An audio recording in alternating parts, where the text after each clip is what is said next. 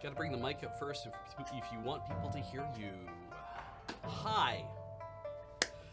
I'm Beej. This is Play It Forward. Welcome to the Loading Ready Run Entertainment Network here on Twitch TV. Everyone finds it still quiet? Alright, I'm gonna bring this up a lot. A lot more than I expected. Whoa, Jesus. Yeah, I can really hear myself in my headphones now. I didn't think to adjust the microphone when I came in, because I would... Huh. Weird that. The little fuzzy buzzy things I'm not such a fan of. I'm gonna just turn that down a hair. Oh Jesus, that's very loud audio. My God. You're finding the mic. Okay, I think the reason why you're all finding the mic levels low is because you were here listening to Adam play a game, and you all have your headphones turned down. All right, I think I don't want to max up the thing too much, but again, I'm going to be facing this direction pretty much the whole time and down, so you know how it is. So yeah, I'm taking the Shadowrun music down quite a bit, and in fact, let's show it off. Play It Forward for the next ensuing stretch of time will be me playing Shadowrun Hong Kong Standard Edition. Time to beat 21 hours. But you all know how I play games. So the intention is I'm gonna try to play this fairly fast. I mean, not fast, but I'm gonna try to read it out and stuff too. But you've seen me do this before. We've played Dragonfall together. I am jazzed to play this. And in fact, if you remember watching me play Dragonfall on Beej's Backlog, you're kind of like, well, Beej, didn't you say that like you're backing Shadowrun Hong Kong? I did. And that when it was released, you were probably just gonna keep it to yourself. And I did. And I never got around to playing it. And I meant to for quite some time. But never quite got around to playing it. And I just am like, I really wanted to get a chance to play it. And all y'all are here. And I need something for Play It Forward. And it was like, well, I was thinking, what do I have in my backlog I want to play? And then I said this. And then we got talking about games, and at one point, I think Graham mentioned, oh yeah, Bloodstained's coming out at some point too. And I'm like, oh, I could play Bloodstained. But Graham mentioned it. Maybe he wants to play Bloodstained. I'll just play Hong Kong. And now we're not really. I don't know who's going to end up playing Bloodstained. But it ain't me, because I'm playing Shadowrun Hong Kong Extended Edition by Harebrained Schemes. In fact, I forgot to tweet because I'm a dumb. Let's fix that right now. What's happening? Oh, I got to do it from over here. Beej is playing Shadowrun.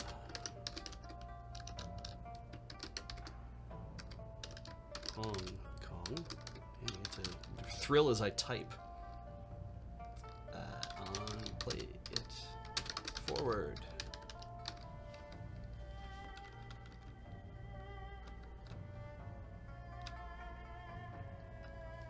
And we're just going to add in. There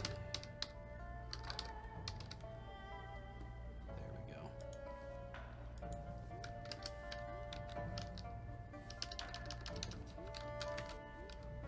Nope, do not discard. I have...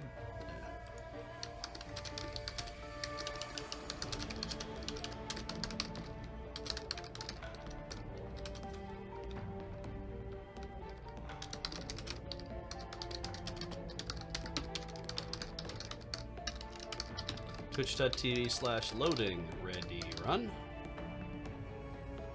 And tweet.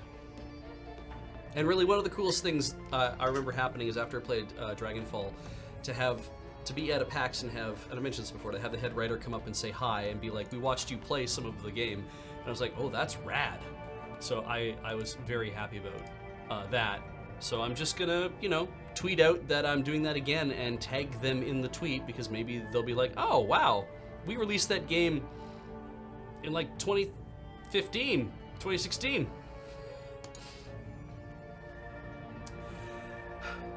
Maybe they'll be like, oh, we should see, what it's like. That could be fun. Anyway, And they haven't made a new Shadowrun since, I don't think.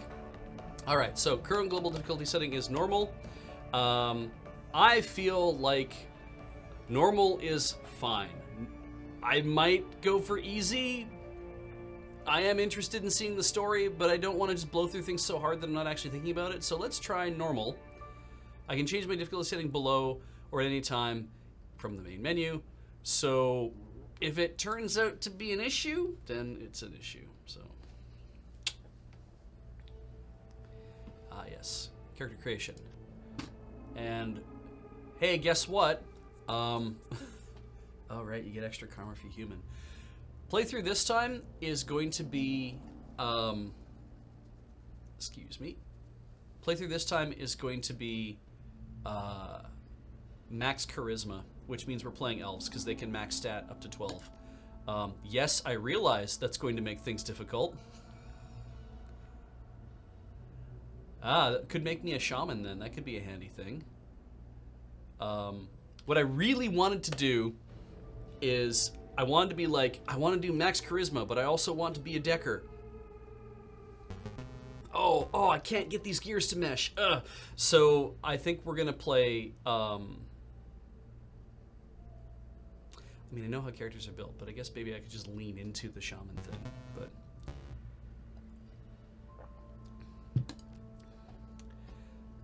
All right, let's see. Let's have a look at some pictures. And if I see one that really speaks to me as this is who you are. God, remember that one image we ran across in the game where it was like, hey, look, it's actually Beach. I ain't this blonde dude. I ain't this dude either. Whoa, those eyes, Jesus. Okay, that would be funny. It ain't me. Oof, God.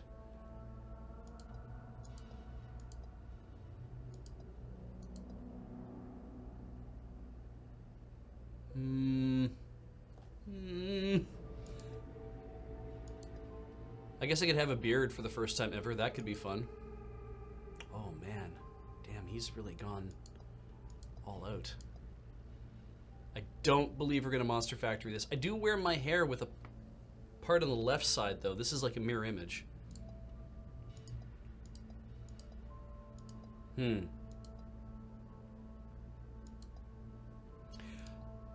I feel like it's got to be the dude in the tie because it kind of makes sense.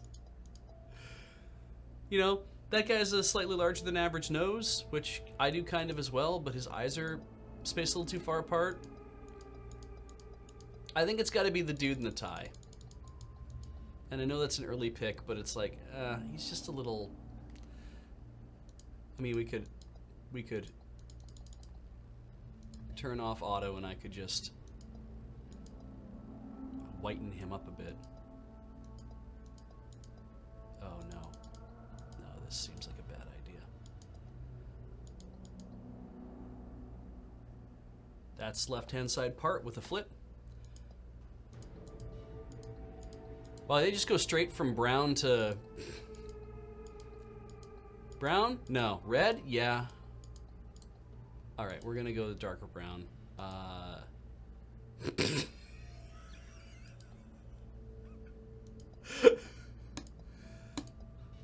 really wanted to jam that Santa's Elves button.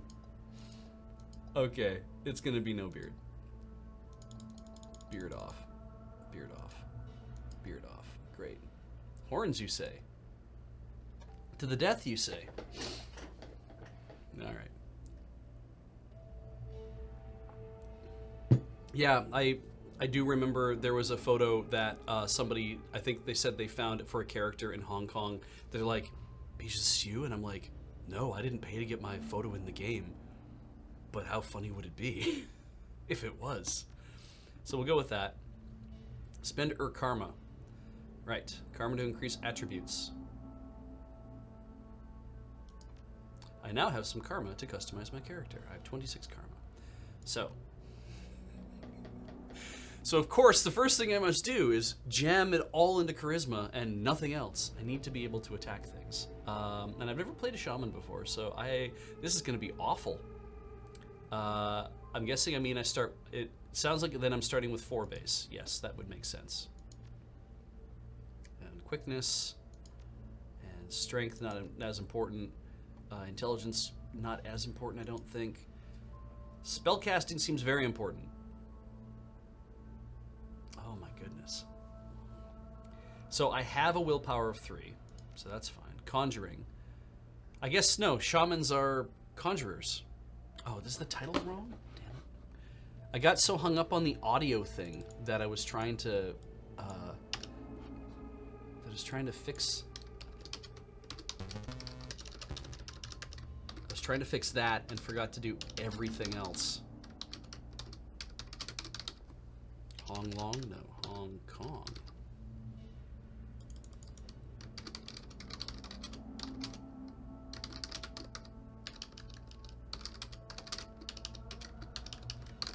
I also don't know if I don't know if the it in Play It Forward is supposed to be capitalized or not, and I would assume it is because it only occurs once.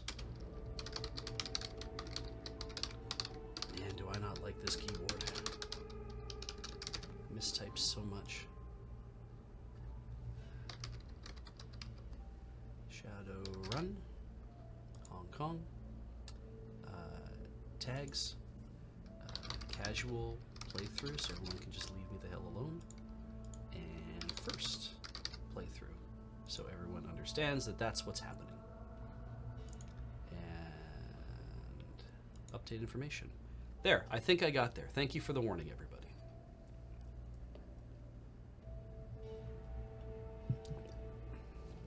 Yeah, charisma spellcasting is for shamans. So if I'm gonna dump a whole bunch into, because I really wanted like charisma decker, and I know you can kind of do that kind of thing. But I should probably start with the things that are going to make it simplest on me to play, which I think is going to be body, just to have more. I don't really need any of this other stuff at this point. So if we do this,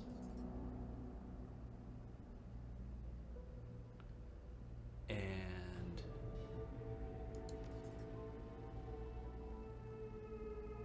Dragon Lens visible through FOW, that might be pretty good. I don't know if I need that yet. Spirit control, here's a chance. Oh right, this was pretty big deal, wasn't it? I get a new etiquette for doing that. So that might be okay for now. That gets me past that level. Strength is pretty low, but I don't have to worry so much about that. Wait, strength is also chance to hit, damage value, grenade can be thrown, not interested. Physical resilience, that's important. I feel like doing that is a good idea. Quickness. Chance to hit in range combat, reduces the chance to be hit by enemy's attack. Also a good idea. Dodge, physical attacks, range combat.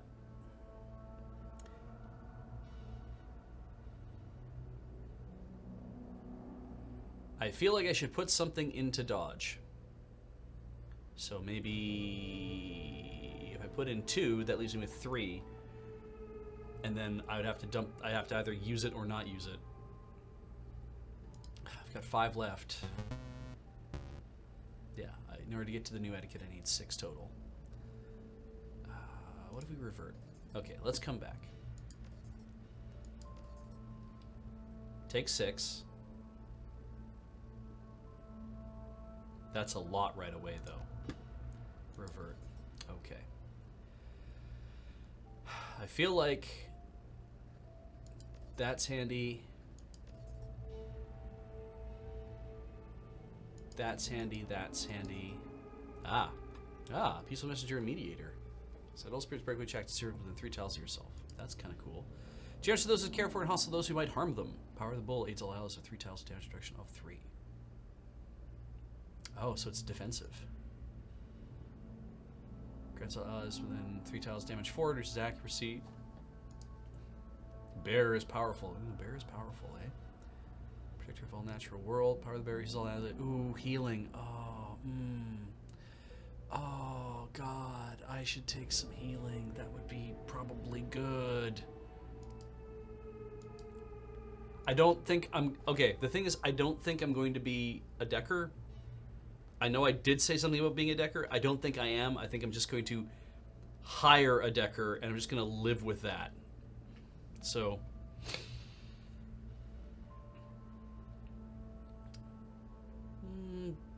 granting dodge is not bad.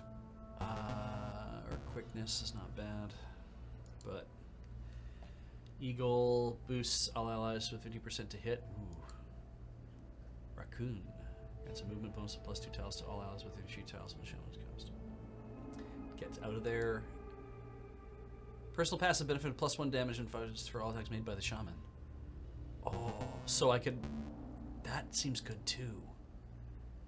Of course, well, hey, they all seem good, don't they? Boar just gives you a +15 total for the shaman. So nothing ever gets better with the boar. It just kind of always is the thing. You just always are that. Also, yeah, first playthrough. No spoilers, thank you. And the things I'm basing a lot of what I understand of this game is going to be like is probably similar to what happened in Dragonfall. My assumption is I'll get to do some initial missions on my own, or I'll be part of a team or something, and I'll have like something that happens briefly, but then I'll kind of be on my own to kind of build what happens. Based on what happened in Dragonfall, you kind of start to get your team right away. I have no idea if that'll happen here or not. Or this might just be a thing of I'll just have people thrust upon me, or I'll have a couple people I can maybe hire. And I'm kind of like, that seems really good. I'll be happy to do that. So I'm not so concerned about, I need to build my ideal thing that I want to do. The thing I wanted to do is go charisma hard for the first time ever. I don't normally do that in this style of game. I just want to see if it works. Maybe I fail out. Which means that if I don't get to be a decker, it's like, whatever. If I end up playing the game and I fail out hard and I'm like, I just can't do this, then I might end up just abandoning the game, which would suck. And then maybe I have to re-roll everything and start again and be like, no, this time I'm going to do charisma and a decker and all those kind of things. But the hope is I'm not going to have to do any of that stuff. Instant chance for being hit is kind of an always nice thing to have too. Wow, you just get some personal pass. There's a lot of totems. See, this seems not so bad either, because obviously if I'm summoning spirits to do things, it's like, just be like, I need to just do this thing. But then it lasts for two turns, and then has to cool down for 3. But I feel like that's pretty strong but then again, I'm also sending spirits out away from myself a lot to go attack. So having to bring them back to like set their chance to 0 so they don't disappear seems like a tough sell. I feel like I'm going for bear just to be able to grant people healing if they're nearby me. Sure, let's do that. And then that's a spellbook slot. That's to equip lightning barrier. I wanted to guarantee the chance to control spirits, increase the chance. Okay, increase the chance to hit with offensive conjuring spells alongside kits and effect conversations. I feel like I'm gonna need a little bit more body, so let's just do that. I feel like being able to dodge is not a bad idea, but maybe just quickness itself is a good idea. Okay, just a little bit more of that. I'm not so concerned about intelligence because I don't really need to worry about decking and stuff. I'm going to have somebody else do that for me. I'm not so concerned about willpower because I'm not doing any spell casting myself. So I should be thinking about this. And I feel like that's where I should go with it.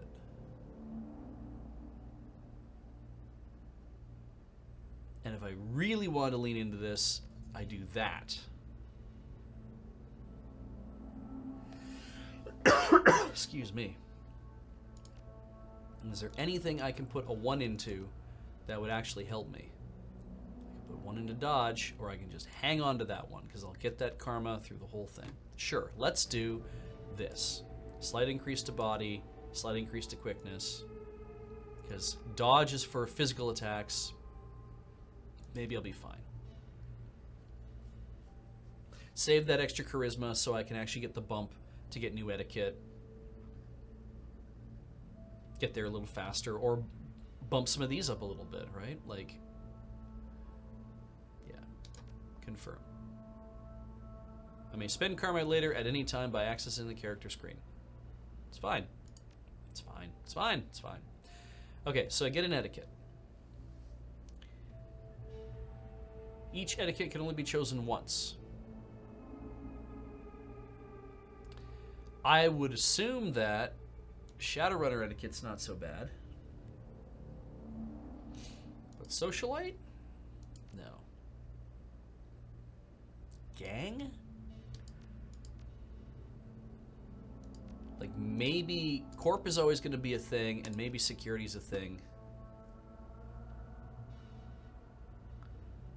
Being able to talk to, like, people that I don't want to deal with. And what I don't want to deal with is corporate people or security people. As opposed to people I do want to deal with, which is like Shadowrunners.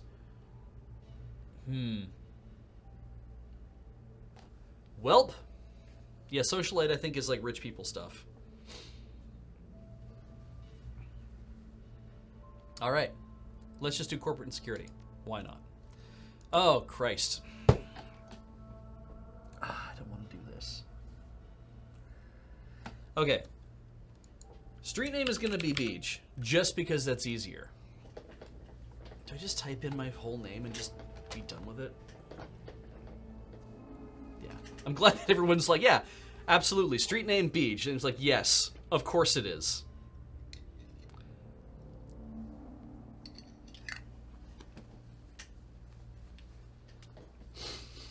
Just first name, Beach, last name. Yeah, that's good. I mean, real name, just my actual name, is definitely a way to just kind of get through the frickin' thing. First name Bull, last name Punch.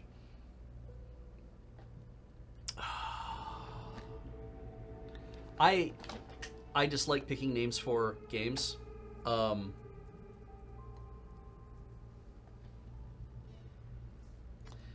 Could make him a JoJo.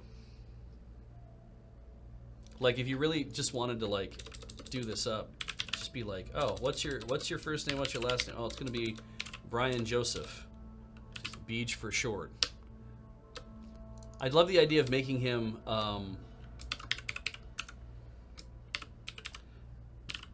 there.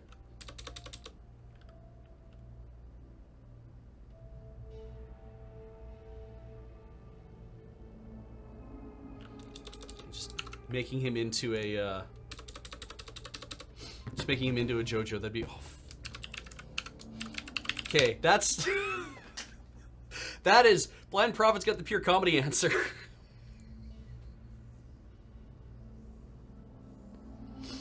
Yeah, that's real strong. He'll never see it coming. I mean, it would be really good to just be Steve, but yeah. Yeah, everyone seems pretty happy about this. So that's not gonna make any sense. I don't care.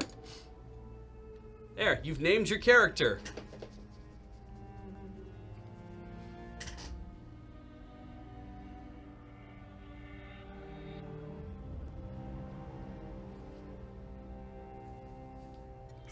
You have one new message. Hi. Voice. It's Raymond. I hope I have the right number. Look, I know we haven't spoken in a while, but I need your help. Remember the day I took you and Duncan off the streets? I told you that the past is just a story, that if you can just accept that, your past loses all power over you. Oh, it's Judith.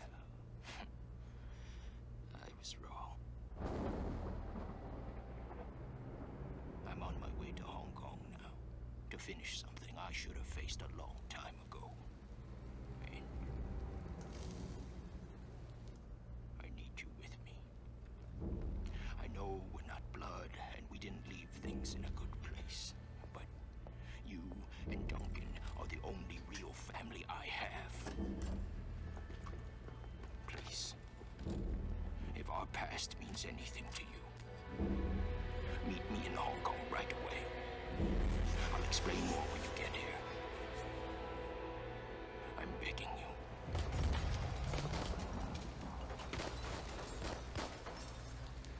I'm almost out of time.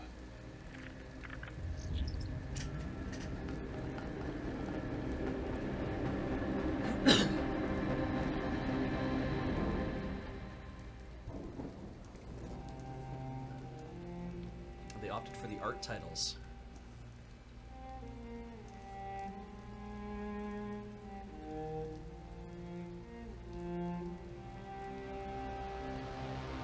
You know how some movies will have they'll have a poster with the logos and stuff on it, but then you'll go watch the movie and it's just a very straightforward thing.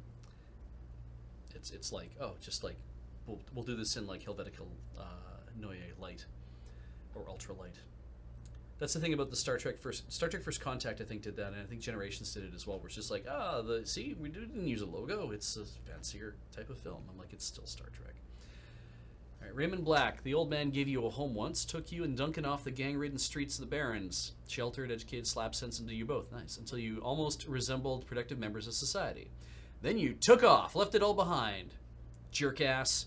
Landed behind bars for a time and started a new life after that. It's been 8 years. It's been 8 years since you've heard Raymond's voice.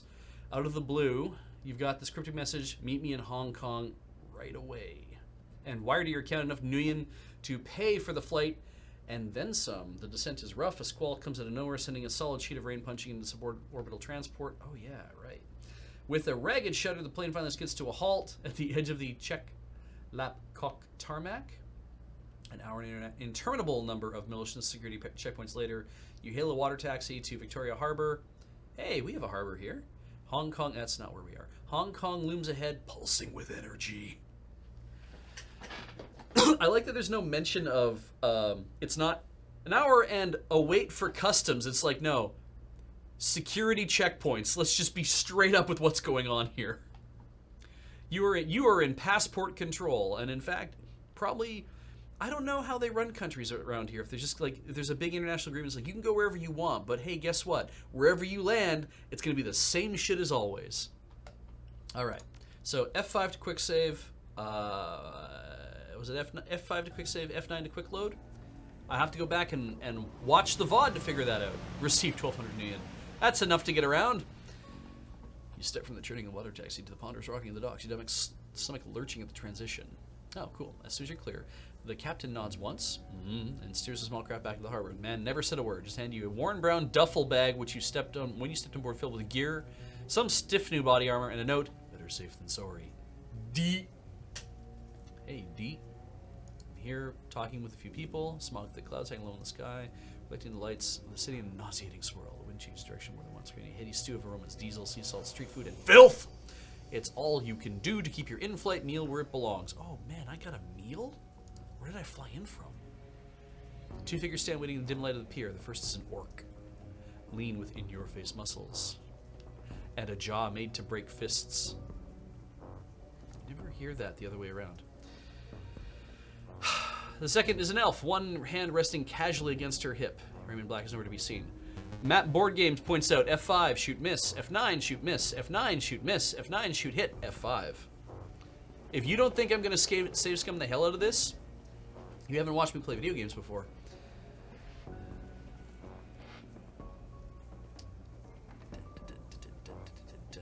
For people who are asking, oh, Painfully Dyslexic lets me know that the game is a little buggy and sometimes quests break. There's been a couple of bug fixes, so hopefully whatever the latest patches are, which is what I'm running, but if they were also GOG patches, I got this through. I backed the Kickstarter. I asked for a GOG code so I could have DRM free whatever, and now and they had patches so it would actually link up to GOG properly. So, people asked, how much Shadowrun do I know about? I played the original Super Nintendo game, which I really liked, with the one with Jake Armitage, and played that when I was very young. Did not do great in it because we rented it for like 4 days or whatever. I really, really liked it because you get to be everything in that, and I didn't know that's not how Shadowrun works, but you get to be like a shaman and a street sam and a decker and, you know, a mage and all those things. And I was like, oh, this is so good. And when I figured out you could just sit around in the arena and just murder people all day and then earn karma for murdering people all day and then just keep like slamming karma, I was like, oh, that's how the game is played.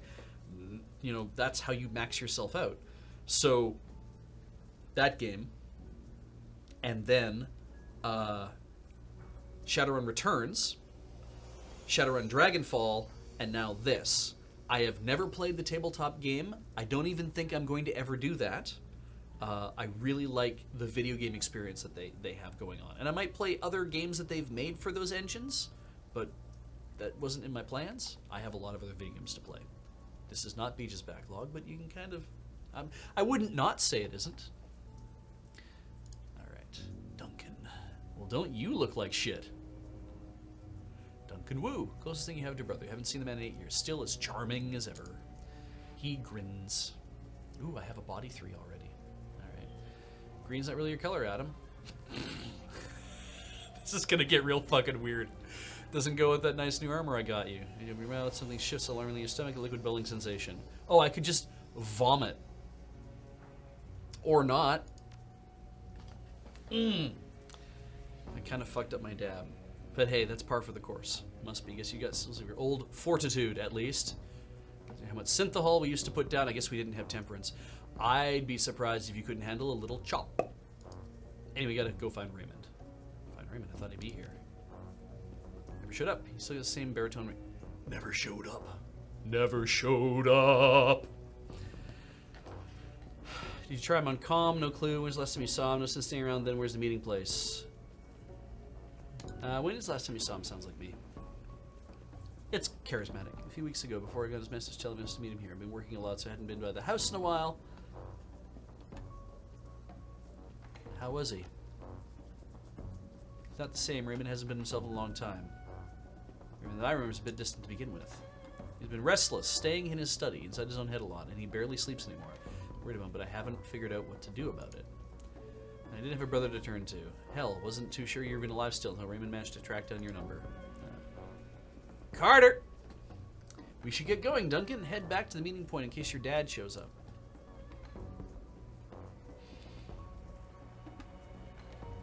Copy that. Sarge. Oh.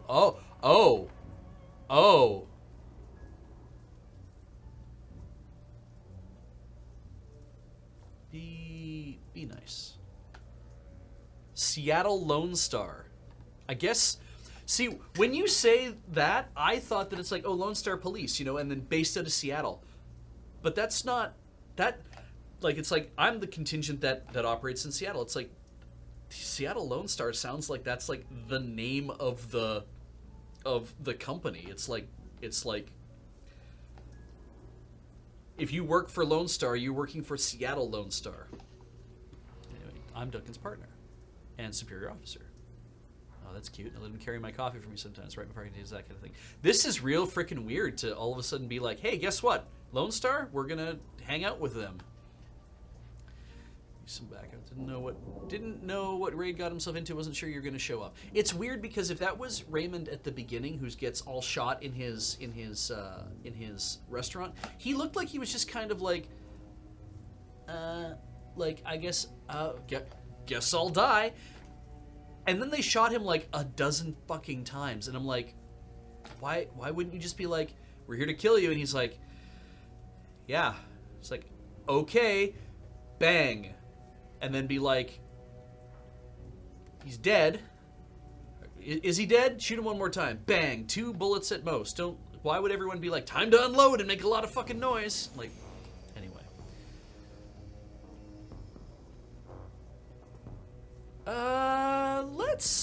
You know what? Yeah. You got something you want to say? Nope. Glad you're here, Adam. Seriously, but I'm going to need some time to get used to having you around again. Meanwhile, since I hear from you. You know what I mean? Yeah, well. mean, I bought the game, but it's been years, Duncan. Just leave me alone. At least I'm playing it now. And lock up flashbys. What if you wanted to? Oh. And then stepping out into the daylight, suddenly free from the fallout of some obscure corporate restructuring. A few hundred nuyen worth of apology from your former jailers and decision to start a new life. Ah, yes. To leave the past behind, all of it. Until now. Let's talk a little more. I know been out of touch. Wu stares at you, his goggles reflecting the harbor lights. You could say that, yeah. Scans the waterfront in front of him. Let's just find Raymond. He was supposed to meet us in the plaza on the other side of this pier. The sooner we find him, the sooner you can all have a big happy family reunion over dinner. The sooner I can find a place to get a drinking around here. Damn right. Drinks. I love alcohol. I enjoy getting slightly tipsy. And then speaking with my low baritone voice. Ahead of you, Hong Kong rises serpent-like from the sea. Urban and Megacorp coiled together, writhing in their basket of institutionalized corruption. No one can tell where the snake's body ends and its tail begins. That's what Raymond used to say. That's a long paragraph. Duncan turns and starts down the pier. Carter follows. If Raymond always said the whole thing, that would get, like, a little tiring. Okay, so I have to head to the meeting location, and I have to keep the team alive. Why would you do that right now? Why is that the first goddamn thing? Alright. Clicky clicks.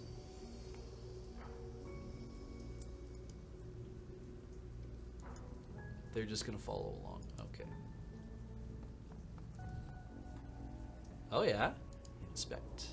I like looking at things. Fresh construction expanding the harbor out into the water. I wanted to read that whole thing. Yeah, okay, you know what? Hang on a second.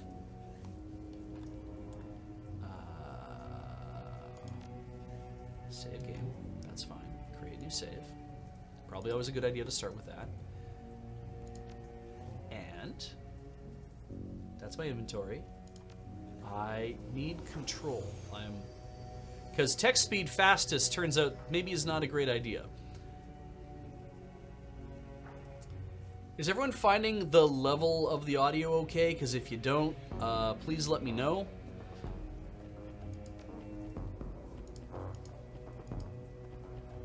What sucks is that we're an hour in, kind of technically, not really. And you're gonna hate me for this, but I need to break quickly for a few minutes. So let's just leave him standing here for a minute. We're gonna go to commercial and let the audio run in the background. I will be back in a few minutes. I'm sorry we're taking a break so soon.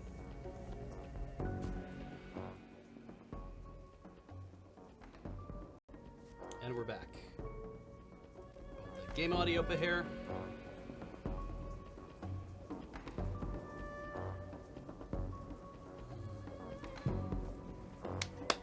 Okay.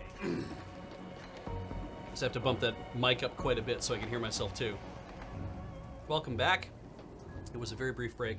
I can play the game here, and you guys are here, and you're also over here, and I'm going to just keep playing. We're playing Shadowrun Hong Kong. I have elected to play an elf because we are going to try to max charisma my elf. I don't know how I'm going to do that exactly. I'm going to probably, I guess, build them in a fairly, normal way. We'll see how that happens. I am drinking fridge tea, for anyone who's wondering. I took tea and made cold brew out of it, essentially. Put it in the fridge in a bunch of water in a jug, and then drink it.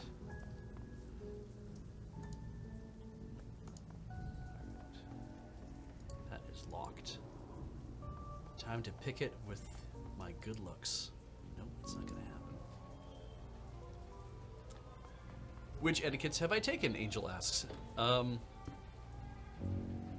I have taken corporate and security because, yeah, because I surmised that what I wanted to do was play. I wanted etiquettes for things that I don't want to have to deal with. You know, Shadowrunners I want to deal with, and yes, it'll be a little hard then to deal with them if I don't have Shadowrunner etiquette, but I'm like, but corporate and security are things that will give me problems, I think. Excuse me. The guard shack at the end of the pier is dark and empty. Duncan gives the gate a push, but it doesn't budge. Freaking computer's in my way. This hurts to sit at. Huh, well, that was open earlier. Duncan frowns. Looks pretty solid. Shouldn't there be someone here to let us out or something? Maybe you bang your head against it hard enough, it'll open. Guess we'll have to find another way to reach the plaza. This. Yeah, it smells a little funny, doesn't it? Don't it? Who knows? It's Hong Kong. Not exactly sure how things work around here. Oh, okay. So you guys maybe are just, you flew out here from this. Come on, rookie. We can cut through the construction site. I hate it when you call me that. Oh, is Duncan a rookie, or is that just an affectionate nickname? Now we can go over here. And now I can touch a thing. A security checkpoint. I'm glad that I'm leading. The gate is locked, but the nearby control panel appears accessible. Carter pulls it open with a metallic screech that pierces your skull, sending a new wave of pain down to your churning stomach. I have body 3. I toughed that shit out. Ah! She examines the control panel for a moment, then throws a woo backward glance. Looks like another way up the docks on the other side of this gate.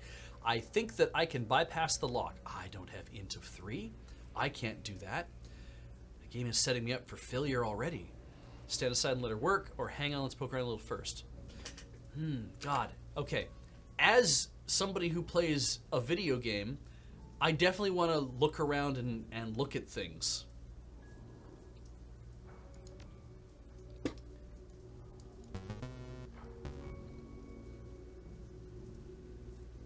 But I don't think there's anywhere else to look around here. Like, there's no reason to be in any of these other places. And unless there's something has occurred back down, all the way down the dock, which doesn't appear to have, and there's no reason for us to worry about any of this. So we'll move on.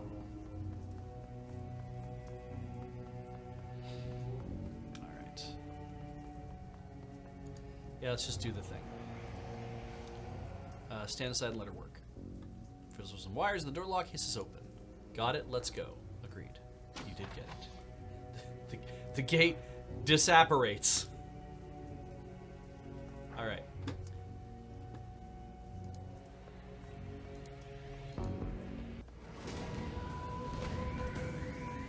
Shouting in Cantonese. More Cantonese. Too quick to catch. I speak Cantonese? That's several boys. Group on the dock was fishing a package out of the speedboat when you surprised them. Oh, shit. Now the package is at the bottom of the bay and the speedboat is disappearing into the distance. They close on you, bright-faced and yelling. The light of the harbor glints off their weapons as they approach. Ah, yes, because we are also cops. The leader shouts something in Cantonese, but it's too fast to make out. You're rusty. Thanks, Dad. I'm rusty. What? It's been years since Raymond's house and the language lesson that wouldn't end. The old man never spoke anything but his native language at home. It's not language. That's just immersion. Who speaks with authority as Cantonese as solid as ever. He never lets it drop. You guys doing some late night fishing? You guys doing some late night fishing? Oh yeah, we're fishing for assholes. If I had said fisting, it would have been even funnier. All right, who points the weapons? You're gonna need some better bait. All you're gonna catch with that is trouble.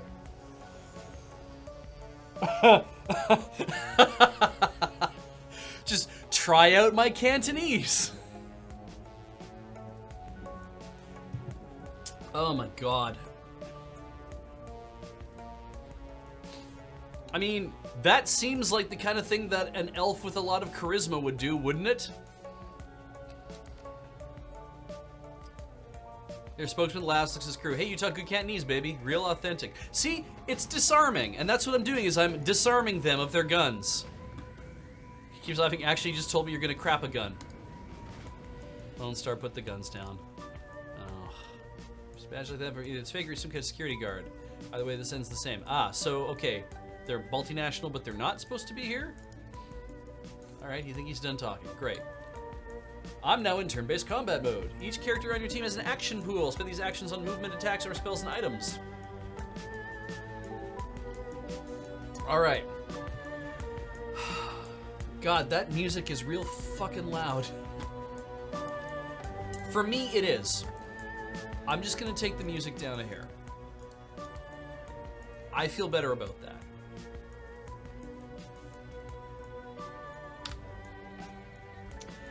Okay, so I have that. Who do I want to make do thing first? I feel like Beej should move to somewhere where there's an awful lot of cover. For example, here. Also, it looks like I can see the dragon lines immediately. Like, don't get me wrong, the music is awesome. I really like this, but wow, like, oh yeah, that's right. Oh, all these great. I don't need to guard myself on that side. I had an movement, and that's all I could do. But if I set up over here,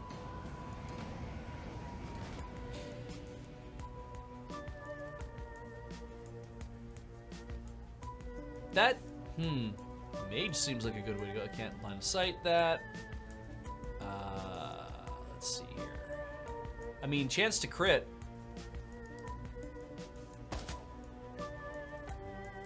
So then Carter probably here in an effort to take another shot as well. 39%. Still can't see in the open. Let's just get that gunman out of the way. Oh, XCOM. That hurt like a bugger. Is that, oh, I was gonna say, is he a physical adept? Or he's just gonna... That's good. Alright. Who's gonna be first? I feel like the mage is probably a good ad here. So let's see. Do we cast Acid Bolt? I have it selected. I'm trying to remember if that's how this works. Or do I cast Haste? Within 3 tiles of the damage from the most recent attack. Right, I have to cluster up with them in order to make this work. And I didn't bring them over here with me. So, Acid Bolt just seems like a fine thing to do.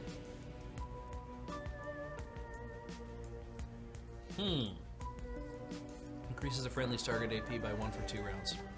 What if I shot that thug? Also, right, is it it's F5 is the quick save? I forget.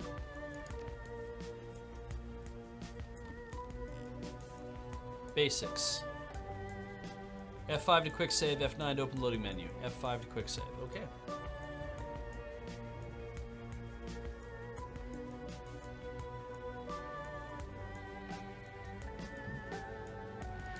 Well, let's do that. Okay, game saved. Always do it twice, right? That's what your brain tells you. Then I shoot. I shoot him again. Then Beej just straight up ganks a dude. Oh, well. I might do that a second time. Yeah, that's good. I can get behind that.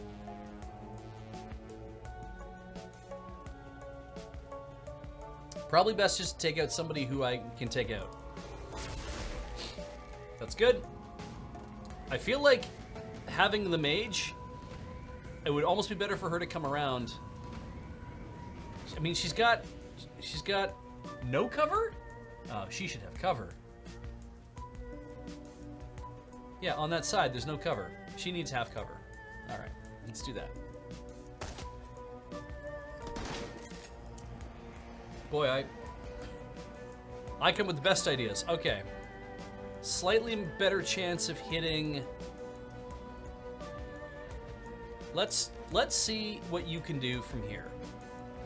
68%, 71%. What about you?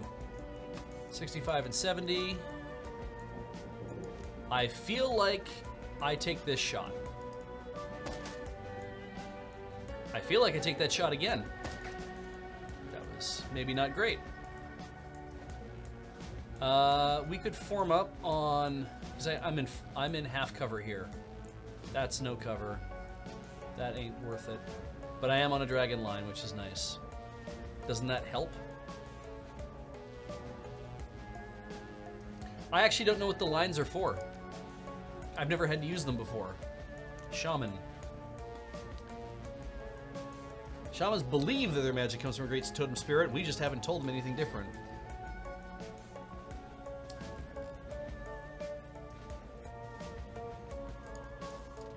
There's nothing else I can do here. Okay. HUD. Hover over your character, you can see the buffs. Oh, okay. Dragonline medium.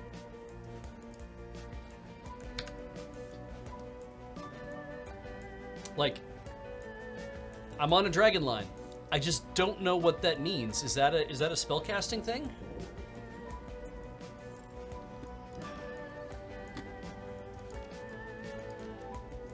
Wild magic, dragon lines. Wild magic in Hong Kong be harnessed by spellcasters to amplify the power and accuracy of spells. Oh, I see. Standing on the ley lines makes your spells better. Well, okay. Spellcasting class includes a shaman, so me doing this is just fine. Because I don't see any other spots where... Like, I guess I could sneak up behind these dudes. Let's see what we can do here. I can move her up to get a better chance at killing dudes.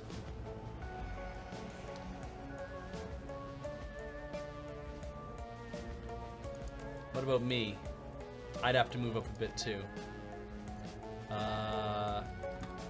She's got some other things though too. Let's see here. Strip armor, heal wound.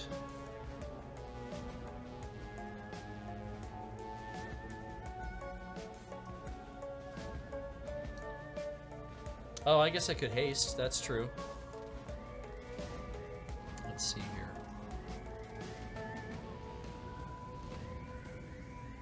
Armor, strip armor. I can't mana ball. I don't think. If your mage knows and always has ready. Yeah, can't seem to do that.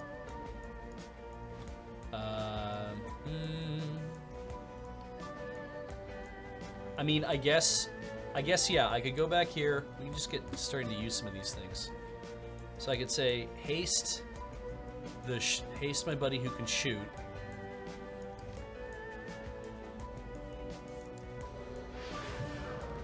So he's got an extra shot now. And take her. This is, I mean, I'm doing this for fun at this point. And I want to... Do we strip armor or do we increase his aim? Why not? Let's just increase his aim. That seems good also. Go back to him. Oh, yeah.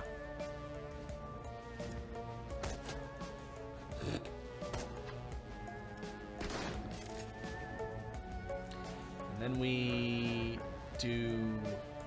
What am I going to do from here? Like, I have no... I'm on the dragon line now, so I should probably kind of stick around. Let's just Zot this dude. Why not?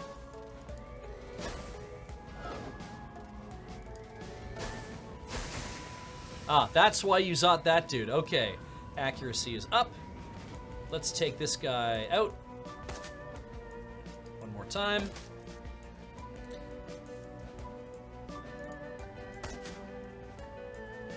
And just straight up. Alright, nice. I should be watching the thing too. Okay, not sure, don't recognize their tattoos.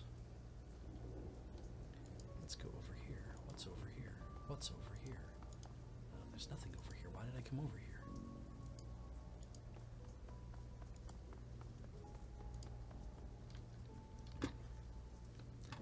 guess I could set up the camera to be, yeah, hey, yeah, pick up some shit. Oh, yeah, drugs! Hooray for drugs! Kamikaze formula is +1 body with strength. Power. User's attack strength increases. Take. Always a good idea to walk around with legal street drugs on you.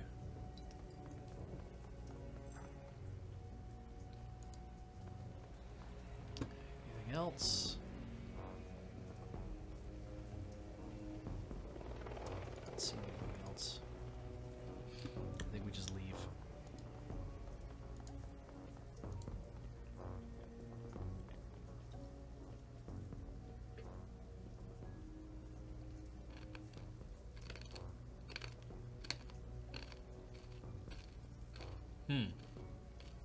Okay, another gate panel. This one's been vandalized and busted up good. A real nightmare of a repair job. Wu stares at the fence, considering loops and whorls of razor wire glitter in the lamplight. Looks edged with monofilament. The corpse here don't screw around. Guess we better find another way through. That sounds like... You know, I don't really want to try to hop the fence, but... We can get the gate open, Carter? What do you think? Take me a few minutes, though. She leans in to get a closer look at the mangled fuse box. A few seconds later, she starts pulling wires and yanking fuses, looking with intense concentration on her face. I thought she was a mage. I was literally thinking that! In Cantonese, Adam. Sounds like Raymond when he does that. What's in the lecture room? The pen of my aunt is sitting on the end table. Satisfied? Okay. Maybe I'll just be nice. Like, I know we grew up as brothers. I know I can kind of be shitty. What's with the lecture? But, okay. He wants me to talk in Cantonese. There must be a reason for it. I thought she was a mage. She is. Carter likes to know how things work. She used to be on the bomb squad. Ah. You speak only Cantonese from now on, just like we did when we lived with Raymond. So those endless drills are about to pay off.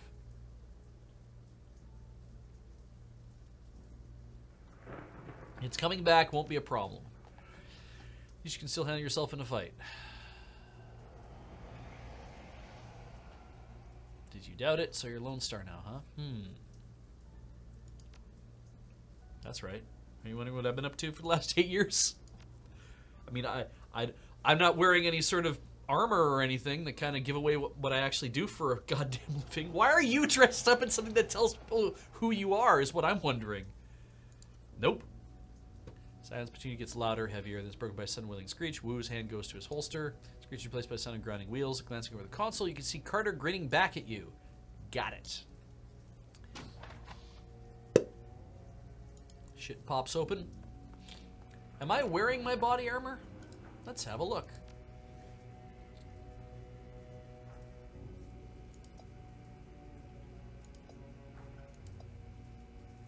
I don't want to do that. I have armor of 1. Inventory. Outfit. Skier shaman clothing. Trade. Cyberware. Probably not going to end up with any cyberware. Gear. Outfit. I guess I don't have anything. I am just doing that. Alright. Let's go for a walk. And if I remember correctly, everything you can do is just noted for you. The light from the nearby vendor stall stabs into your eyes, triggering a throbbing ache in the back of your skull. You stop short, squinting, as rough voices drift in on the wind. Where's everyone else? Where's the damn shipment? Haven't seen them yet. We just got here. Longway is probably waiting for us, so we can haul it out of the boat for him, that lazy bastard. Let's just hang out here. Let him find us. Looks like we're on a stroll through Smuggler Central. Those gangers don't know who we're here. We could probably just slip past. Or we could clip them. They're already looking for us. Might be better to take them out now while we've got the element of surprise on our side. Just fucking murder people in a foreign country that you don't work in. Do that. Alright. While unaware hostiles are on screen, press the unholster button to enter turn-based combat mode. Okay.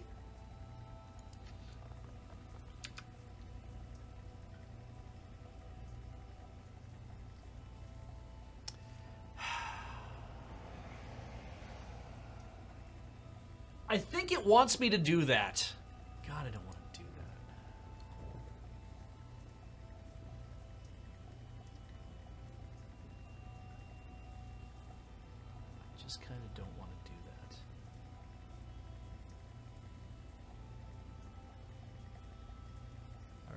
I'm going to post up here. I'm not seeing any dragon lines, so that's how that is. And then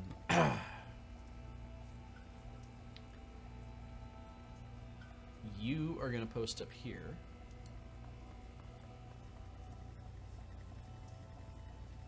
And you have shit movement. But I need you to be somewhere that's... I need you to be somewhere they can actually do some stuff too.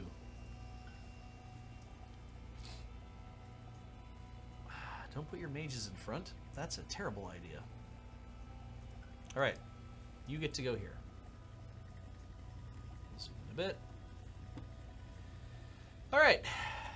Let's get this party started right. That seemed to get their attention.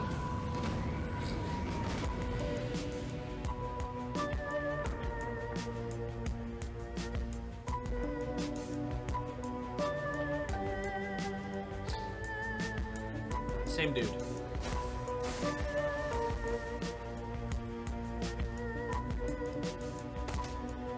That was a good shot.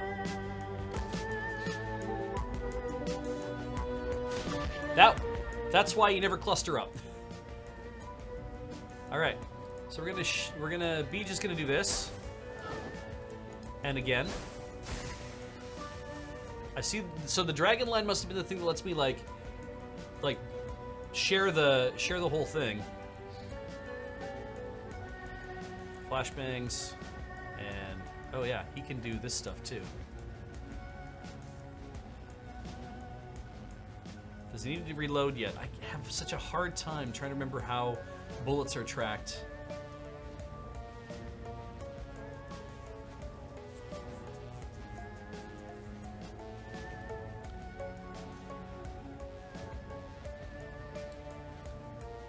Cancel. It's just showing how full the gun is, I think. So let's try. Let's just do this.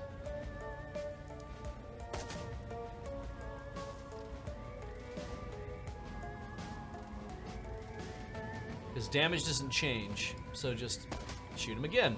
Oh, that was good. And he's probably out of things that are going to kill me.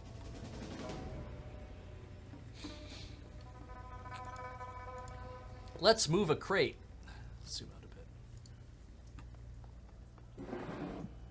I touched it and it moved. We're not going to do that yet. I'm just going to walk around a hair. Till I can see other things that I could touch. Oh, yeah. Oh, what about this dude's sweet ride? Well, I'll take that.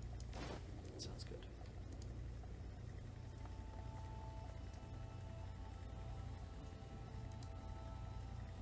Okay, well, move crate.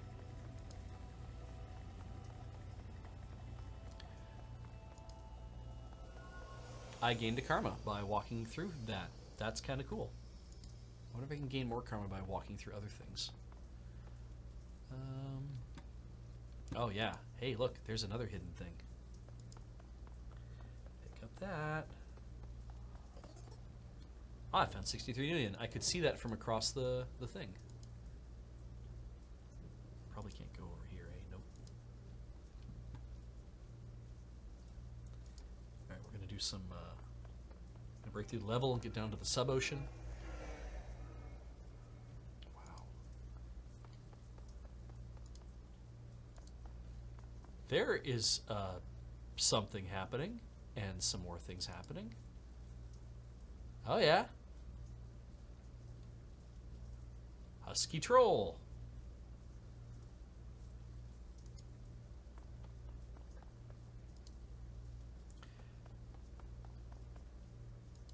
I don't know what this is. I know it's important. This is important. This means something. Alright, I guess we'll go talk to this guy. Objective complete. Head to the meeting location. Across the street, you can make out 4 shadowy figures loitering in the plaza ahead. Troll, orc, dwarf, elf. 2 men, 2 women. They're different from the smugglers on the dock. Alert, poised, professional. You can see they made a token attempt to conceal their weapons. Sure. The unspoken message is clear. We're strapped. Mind your manners. Wu stands up tall, takes the amused tone he gets whenever he's standing toe-to-toe with someone bigger, someone who doesn't know they're about to go down. Oh, Wu's a bit of a badass, all right. Evening, folks. You got permits for those bazookas? The thick troll pulls his mouth into a comic frown. Permits? Give me a minute. He makes a show of patting his pockets. Nope, guess not. Must have dropped mine in a dumpster, along with the last idiot who stepped to us. Wu coolly surveys the scene, nods in a friendly fashion. Is that right? Well then. You can almost feel Wu's comp training kick in. It's like watching a drone execute a command routine. He reaches for his rifle, brings it up quick, but it's too late. By the time it hits shoulder level, an assortment of nasty-looking ordnance is already trained on his head. Carter backs up, whips her arm forward, fist bleeding magical fire. That's the thing about doing the magic, is that it's like, I don't have to hold a weapon. I can just be like, I'm gonna zot ya. Her eyes sweep the scene, darting from one figure to another. All right, everyone, just be cool. Thick Troll's voice is casual, amused. He shakes his gun in Wu's face. A little late for that, isn't it? I like, nah, it's never too late to be cool.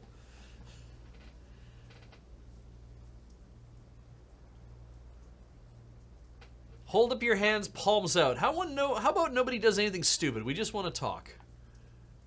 Or put your hands... I like this. Listen, guys, my stomach's doing somersaults. How about we all just put our guns away before someone gets hurt? The thick troll snorts a laugh. That guy looks like he could use an enema. Something we can do for you, officer? Wu's jaw tightens, but his tone stays cool and controlled. I'm looking for an old man, Raymond Black. We were supposed to meet him here. You know him?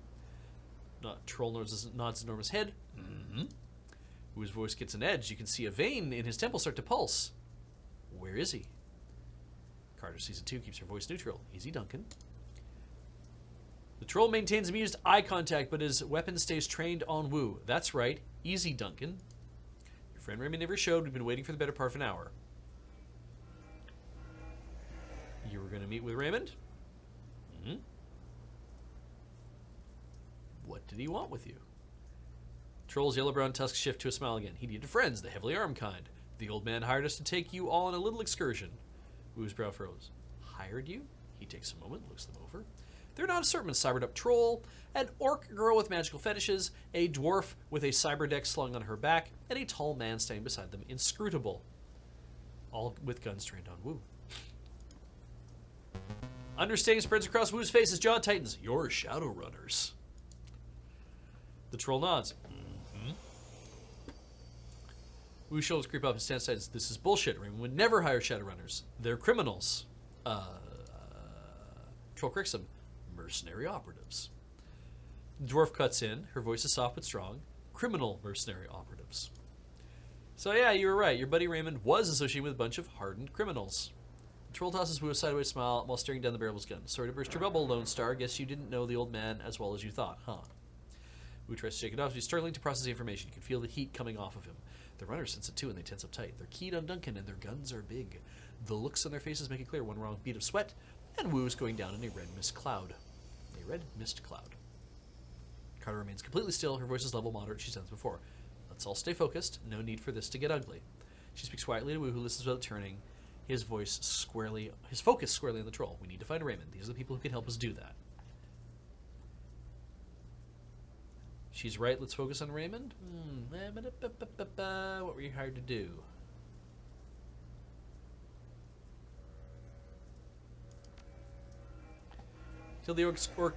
You can tell the orc girls had enough of this tension. She blurts out, the old man wanted us to take him to Kowloon Walled City. Oh, wow. Was Kowloon Walled City still up when they made the game? I think it was, because it's been just ruined, is my understanding by now. She gives a hand at the three of you. You, too. Two large rats clinging to her hip and shoulder poke their heads out of the folds of her clothing. They fix their beady eyes on you intently. You know the Walled City? Slum, right? I've heard of it. No, what's the Walled City? Isn't this Kowloon City? I've heard of it. Girl sneers, rolling her eyes. It's a shithole. The worst slum in the Eastern Hemisphere. Memories of growing up in the Redmond Barrens flash through your minds. We get it. It's a real bad place. Now, why would a little man pay you to take him there? The dwarf standing next to her nods and jumps in. Wouldn't say. He mumbled a lot too. Just kept rambling on and on about how he had to get in. Oh, they took down Kowloon Walled City and built a new Kowloon Walled City. All right. So in setting, apparently it stayed up. That's very interesting. Under ordinary circumstances, I never would have accepted the gig. The Walled City is the last place I want to go, but the old man rolled up with a truckload of Nuyen, and you gotta eat, right? I gotta eat. Wu risks a glance at you. His weapon remains trained on the Shadowrunners, but a flicker of insanity plays across his face. Choices are. Interesting story. It seems like a good time to ramp down the threat of violence, don't you think? Let's say we believe you. What now? Why would Raymond want to enter the Walled City? Doesn't make any sense. I've ramped down the threat of violence. The troll flashes you a smile that's all tusks and no warmth. Okay, gang, I tell you what. He looks at the scene and slowly starts to lower his weapon. We're all gonna put our guns down. Huh.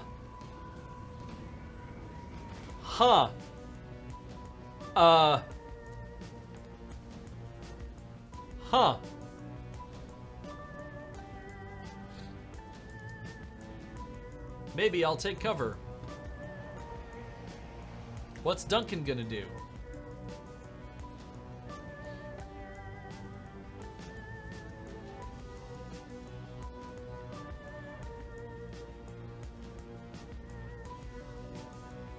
I literally don't know where all those shots came from.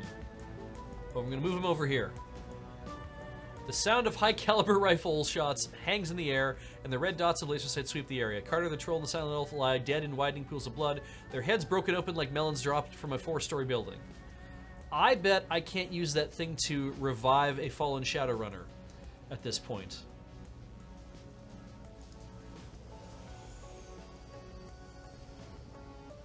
The orc girl screams from cover. Nightjar! Nightjar! Come on, big man, talk to me. Gut shot. No, no. She turns to the dwarf, her eyes wild with fear. Oh shit this isn't good.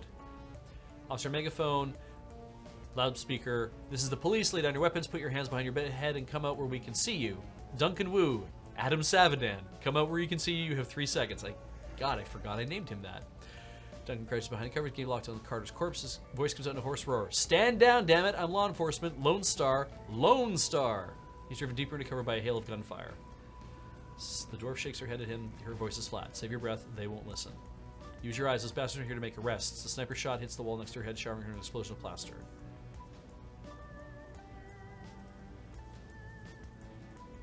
Stay down, Duncan. Are you hurt? Everyone pipe down. Just give me a minute. Rat girl stares at the ground intently as if listening. Then her brow furrows. Her eyes go beady, and her nose wrinkles up. She begins to sway back and forth, her lips moving soundlessly. Hey, nice. She snaps out of her trance. Okay, I've got a way out to the end of the street. Everyone come with me. Everyone, we don't need the Renacaughts, Gobbet. We're the only ones. The orc whips her head towards her friend. Their extra firepower is, I got us an exit, but we got to get past the heat, and we can't shoot our way out of this one on our own. Nothing else that can soak up a few rounds for us. Oh. She turns to you, her pupils pinpricks of intensity. Just stick to cover and keep close. There's a door down the street that leads to a back alley. That's our exit point. You fall behind, you get left behind.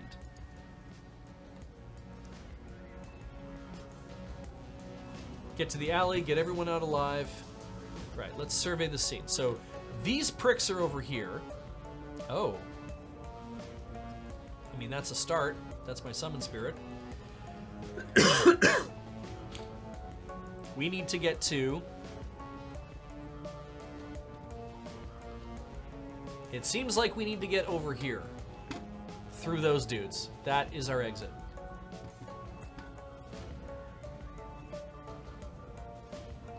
Okay. So, if I do this, let's drop a save. A good start.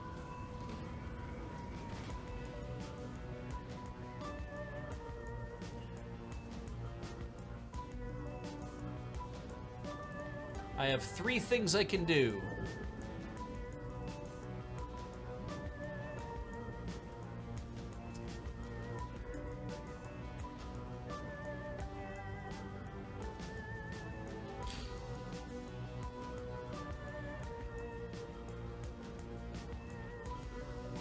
I feel like I'm gonna need this left open for other people who are coming round here.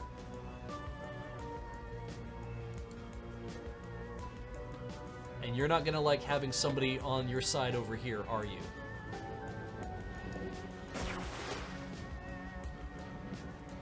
Hell, we can do that right away. Alright. So I've got this.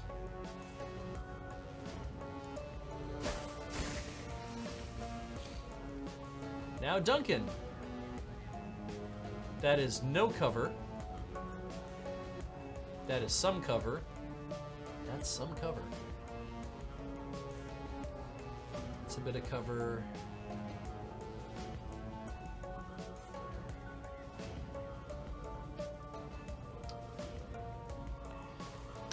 Huh.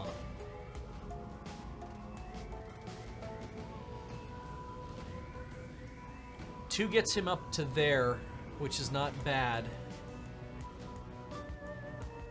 But that's it. That's as far as he can move up. And then he's also locked in with me.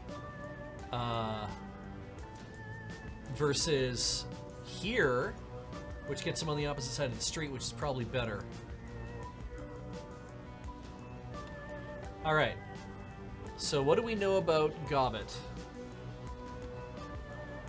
Spray and pray. Oh yeah. I feel like I don't want to get you behind me. And what do we got here? We have...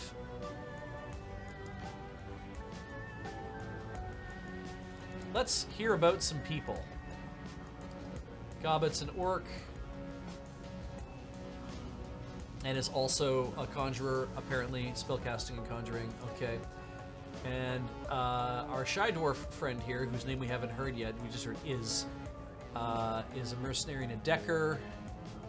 So, if Gobbet's a spellcaster, I get her up next to me, that's probably a good choice.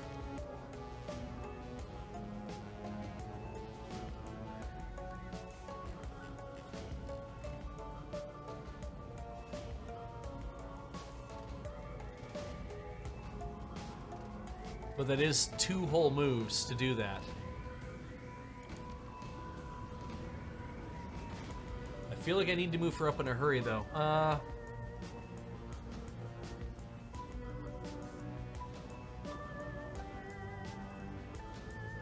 It does say stay in cover. Can I hit any of these guys? Oh, hey. Okay, that's good to hear about. Let's just take this dude right out. That is not what happened, unfortunately. Alright, let's move Gobbet up to here. Everyone's still in cover.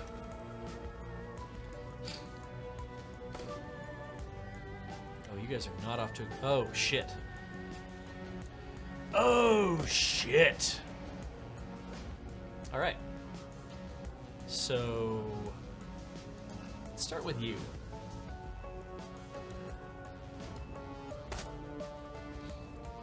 And maybe behind me...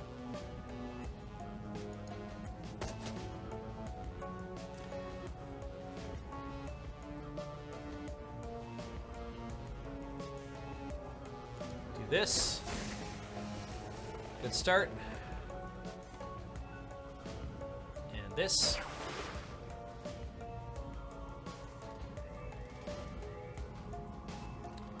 I think I would want to move in here.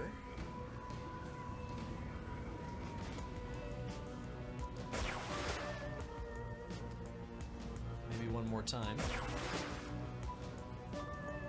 Not bad. All right, so Gobbet's here. We can move her to here. It's probably not so bad. We got aim. Poison fog was another thing. Haste is another thing, and heal wound. But we're just gonna straight up shoot, I think. 2 attacks, less chance for critical damage. Making hit adjacent characters use 8 bullets. Uses 6 bullets.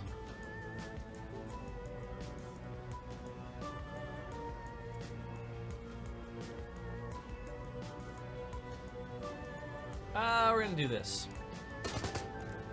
Good. All right.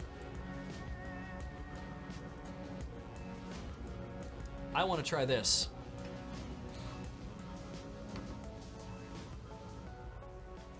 Might be possible to use the network connection to the police motorcycle to do some damage to the local network. Decking 2, deactivate the drones. That sounds good. Police drones power down. Yeah. Oof.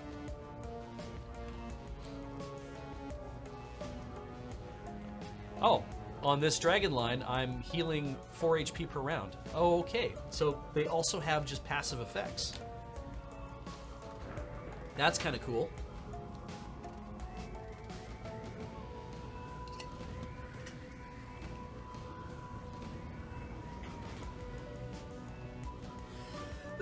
Okay, so let's see here. We are currently doing fine over here. I need to stay in cover.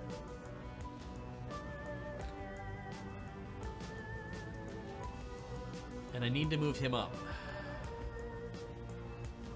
And if I'm gonna move up, I might as well, and stay in full cover, I might as well try to stay in as much as I can. So maybe to here. Don't come around the other way, you idiot. Now I can't, there's no way I'm gonna hit those guys, and it's not worth it for me to even try. I can't summon the spirit because the spirit's already gone. I can't get much closer to anything else. So I'm feeling like either make a dash for it to here, or even behind here. Where are the others? She moved all the way down there. So I could get her back up here. If this says stay in cover, I should definitely do that. Because otherwise I'm moving this far up. And maybe that's not a bad thing. Alright. I'm just gonna run across the road. And then me, I'm gonna do the same thing. This is so stupid. I've already done what I need to do here, I think. There are no other access points. And I worry that, I mean, she's not in cover at the moment. So let's get in cover. And see if I can't take one of these guys out.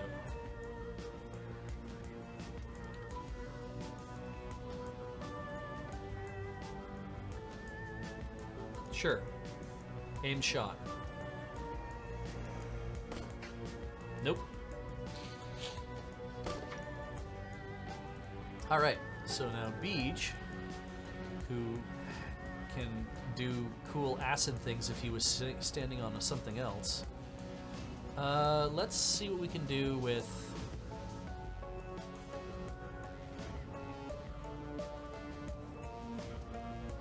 So if I do this, that's a bit better.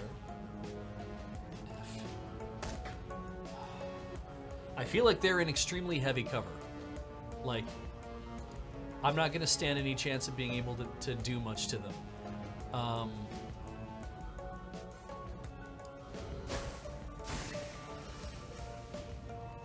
So, Gobbet. If I did the Poisoned Fog, how far out can I cast it? Not far enough.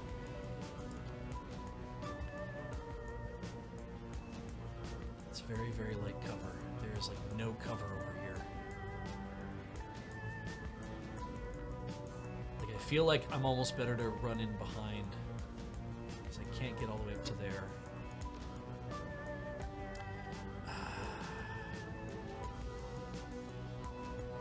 You could form up over here, I think.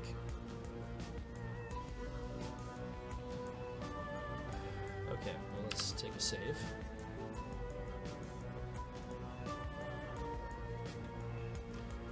Gobbet. Just take this. Just see what happens. Ah!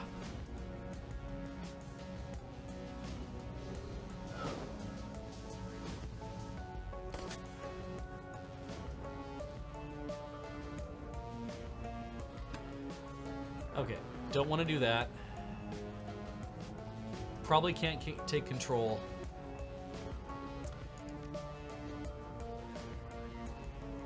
need to get... stands to reason that burst fire, eh? Sure.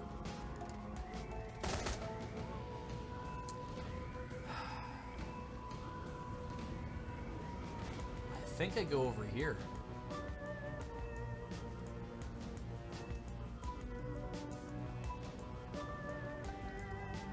And then Gobbet. That's a neat idea. Let's try this. Shoot. Great. And then can't hide out over here. Maybe do this.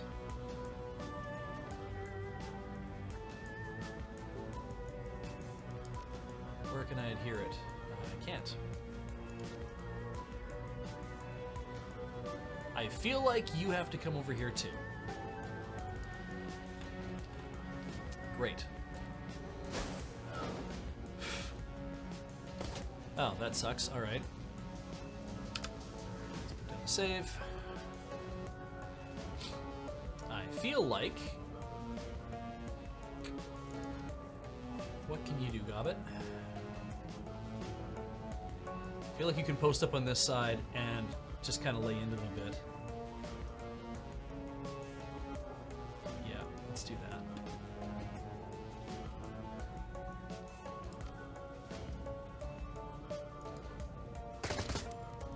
I really thought we'd do more there. All right. I'm going to post up.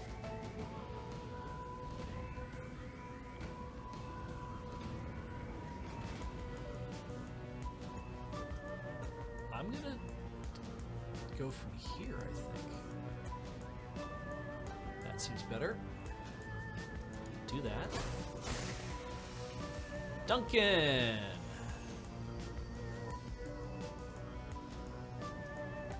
Say stay in cover, but I feel like maybe it's just better to kind of hit dudes. Or that's not going to help. It's too bad.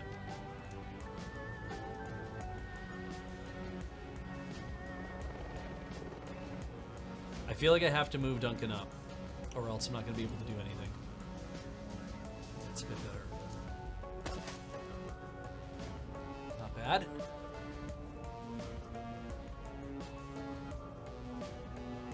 Let's see if I can hit from here. I can. Let's try it again. That's pretty good overall. All right. Acid. Acid. Yeah, that would suck, wouldn't it?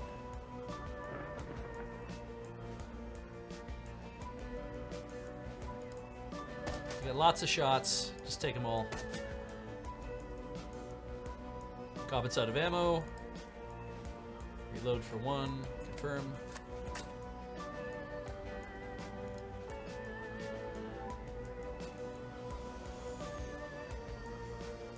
I don't see anybody else. Ah, I see some more people.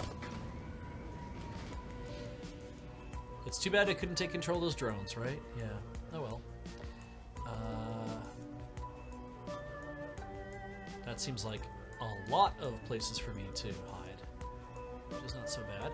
Duncan needs to move up a lot. It's probably fine.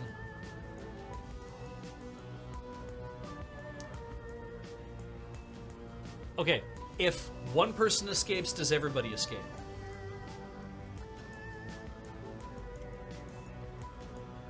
So I can just make it. I'll just make it. Nope. All right. Well, then you two can escape.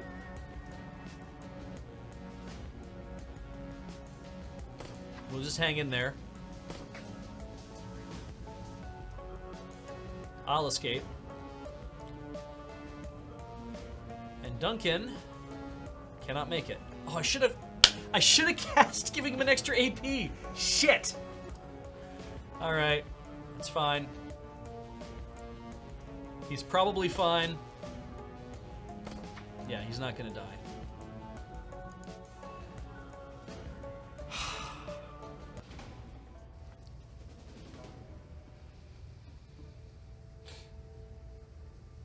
The rat shaman guides you from the doorway on the street through an eternity of winding alleys, damp sub-basements, and empty buildings. Stumbling through refuse and filth, you make your way into the sewers below Victoria Harbor.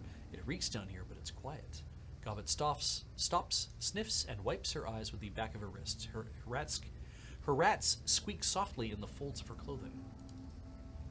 The dwarf watches her silently for a moment, then moves closer and gently takes her hand. In the dim light of the sewer, you can see they're nearly the same age, no more than 20, 21 tops. What were their names? She keeps her head down and tells it to the floor. The troll you were talking to was Nightjar. He was our friend. The elf was called Gutshot. Kind of an asshole, but I didn't need to see his head splattered everywhere like that. Oh. Nightjar was a good guy. Always had our backs. Isabel's and mine. Oh, right, this is Isabel. Isabel nods in agreement. Her voice is flat. Rare to find a runner you can actually trust. She looks to her friend. Are we clear? Gobbet looks back the way you came. I think we shake them. She sniffs the air. Yeah, we're clear. Wu begins pacing, his boots splashing in the sewer water, creating echoes down the tunnel. You can feel the tension coming off him in waves. This is bullshit. I'm done messing around in alleys and sewers. I'm done running from cops. He pokes a thumb in his chest and spits his anger forth in a raspy growl. For fuck's sake, I am a cop. We noticed. There's a Lone Star Sergeant dead back there, damn it. She was... He starts to choke up. He struggles against it, fighting to maintain control, but he needs a minute to recover. He finally manages to pull it together, but he's raw. When he speaks again, his voice is seething and hoarse. I don't know what the hell's going on with the Hong Kong cops, but I'm calling in some Lone Star backup from home. I'm going to get some of my own people down here. We're going to find Raymond and figure out what the hell's going on. The Lord shrugs. Whatever you say, big guy. You have fun with that. She looks over at her friends, and they both nod. Iz and I are out of here. Best of luck finding your friend. He's not our friend, he's our foster father. She looks straight at you, her tone is flat, and he's probably a dead man. Sorry, but it's the truth. Wu isn't listening. You can see on his face that he's already written the York girl off. He pulls a security-grade PDA from its holster on its left leg, raises it, and starts tapping the buttons with a meaty finger. The Lone Star logo on the back of the device looks shiny and official. He stops, confused, and taps it hard. The red flashing image of the PDA reflects in his goggles. What the hell? I'm locked out of the network. He looks up at you. My law enforcement status has been revoked. He goes back to the screen. I don't believe it. They're saying there's an APB on us, Adam. You and me both. I figured as much. You're only the loudspeaker than your names. Every cop in this is bullshit. How do they know who we are?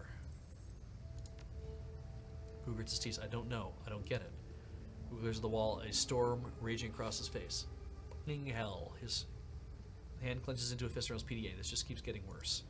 He leans forward to punch the wall, his knuckles rapping against it softly, a pantomime of barely consumed rage. So, barely constrained rage. If you have a device that you can use to connect to the Lone Star network and it works in the sewers, chances are good they know where that PDA is as well. And at this point, you need to do something to it to get rid of it. Suddenly he turns and slings his PDA at the far wall. It hits hard, bounces back, clatters to the ground on his feet. He looks down at it, spent. The orc mounts an okay to herself, eyebrows raised. And on that note, I think it's time for us to say goodbye. Come on, Isabel, let's... She's cut off by a sudden smashing noise as her friend's boot comes crashing down the PDA at Wu's feet. The dwarf looks down at her work, unsatisfied, and brings her boot down again and again and again until there's nothing left but the snarl of plastic housing, broken glass, and circuit board. She looks up at Wu, her chest heaving, and points at the pile of scrap she's created. Police issued. They can trace you through that. He turns to you, hand out. Yours too. It's on the network. Hand her your PDA where they go on my free upgrade points. That sounds like me. Isabel takes your PDA and repeats her boot stomping. There, she looks over at Gobbet's size and then reaches into her jackpot, pulls out 2 new PDAs. She hands them to you and Duncan. Burners, I suppose the least we could do after your help back there. Thanks. Just always keep a supply of burners in your pocket. Runners need to be prepared for contingencies. Isn't that right? Isabel isn't listening. She's staring open-mouthed at her own PDA. Its bluish glow illuminating her horrified expression. God, we gotta go right now. Isabel's voice is monotone but emphatic. She holds up her PDA to show her friend. They're after us, too. Her screen displays a local newscast. Your own face stares back at you from the upper left corner of the screen. And in breaking news... Oh, I guess it's a... Looks like... Yeah, anyway. Just under an hour ago, Hong Kong port authorities were involved in a firefight with members of a terrorist cell linked to the mainland city-state of Hainan. The battle left 3 terrorists dead, along with an unconfirmed number of Hong Kong police officers. Your image winks out, replayed by a scaling mugshot of Duncan Wu, a mugshot from a long time ago, before Raymond. Our sources report that Seattle natives Duncan Wu and Adam Savadan, along with their Hong Kong-based accomplices, are still at large. They are well armed and should be considered extremely dangerous. Low-res photographs of Gobbet and Isabel pop up on the screen, replacing Duncan Wu. Color drains into Gobbet's face. Oh, shit. Kowloon officials report that the terrorist cell, also known as the White Star, maintains ties to the state of Hainan, and it is purported to be receiving weapons and funding from anti-corporate groups in the UCAS city-state of Seattle. Port authorities are standing on high alert, and the Hong Kong Police Force's Special Duties Unit has been engaged to deal with the threat. We go live now to Chief Inspector Crate of the Special Duties Unit, who will be making a statement. Behind the newscaster, video wall displays the location of your firefight in Victoria Harbor. The camera pans to Chief Inspector Crate. She is surrounded by a swarm of news reporters, but appears unfazed by the attention. She speaks with supreme confidence. We have yet to ascertain the motive for tonight's attack, but it was clearly a well-planned and coordinated effort. Crate sounds smooth, more of a corporate mouthpiece than a cop. I'll try to do her justice. We have already issued an all-points bulletin along with a kill or capture order for the 4 remaining terrorists, and I have instructed the Special Duties Unit to make this manhunt a top priority. She looks directly into the camera. If you should see one or more of these individuals, do not attempt to engage them. Instead, tap in the HKPF flash code at the bottom of the screen. If you are on an authorized network and take a picture, our system will automatically identify them in your data stream. The Decker switches off the newscast and clips her PDA back to her belt. For a moment, there's no sound but the roar of sewer water rushing through the pipes. Gobbet bends over, hands on knees, sucking wind. Her rats scurry for a new position. I thought we were fucked before, Wu's voice nearly calm, but now we are well and truly fucked. How bad is it? Really bad, Adam. He begins stalking back and forth, the panther in a cage. They've labeled us terrorists, and there's an APB out on us. I've heard this kind of announcement before. I know what comes with it. It doesn't matter if we have nothing to do with that whatever city-state. They're gonna hunt us down. It's open season. Isabel nudges the remains of Wu's PDA with her booted foe, and the 2 of us will be hunted down right alongside you. Gobbet wide-eyes the exits tight as a spring. You can hear Shallow panting as she leans towards one, then the other. We gotta go deep. Hit the mainland for a while until we can figure this out. Find a hole to crawl into. Gobbet looks at Isabel, wipes her mouth, and points at you, Duncan. We gotta get them off the grid too. Way off. The dwarf looks up at Duncan, and her large eyes narrow. Hey, Lone Star, you got a security license, right? That means you got a sin too. Wu's brow furrows. Of course I have a sin. I wouldn't be able to get paid otherwise. Only criminals and lowlifes go sinless. Isabel runs her hands along her cyberdeck, thinking that means you can be traced, both of you. You get spotted by a drone or retina security camera, get ID'd by a retinal scanner, or try to use your cred stick or passport, and the HKPF will know just where to find you. Duncan crosses his arms across his chest. I know how system identification number works, runner. Ah. That's why you would take etiquette Shadowrunner.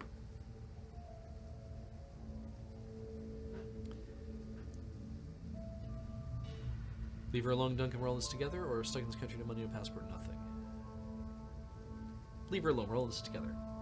God pulls her dreadlocks. We're just as screwed as you are. Me and we were just listed as your accomplices. And we can't afford for you to get caught. You'll lead them to us one way or another. DNA samples, things we told you, astro residue, I don't know, cop stuff. Astro residue, I like that. The little Decker looks from you to Wu, eyes narrow, sizing you up. You can see her make a silent decision before she speaks. Her voice is flat, resigned. We need to get your sins burned, delete you from the record books. All of them. All of them? Well, wait a minute. You just wanted to erase our identities? Wu rubs a hand across the scalp. Beyond the fact that it's insane, will that even work? If we burn our sins to go off the grid like that, won't they just redouble their efforts to find us? Condescension steeps its way into Isabel's dry tone. Imagine playing a game of hide and seek with a siren strapped to your head. Would you rather try to hide with the siren, or be with the siren conspicuously absent? Clearing your identities across the entire maker sounds hard. Little Decker nods knowingly. It's very difficult. I can't do it. Some people can. Organizations. Expert systems. Gobbet's voice drops. We gotta ask for help. There's only one person we knew is the kind of pull it takes to burn us in and hide us from the cops. Kindly Cheng. Let me guess, this Kindly Cheng is some sort of underworld hard ass. Like a walnut. She's what's known as a straw sandal, kind of a middle manager for the Yellow Lotus Syndicate. Their triad. Right. Kindly Cheng controls all the illegal activity in our neighborhood. Smuggling, bootlegging, counterfeiting.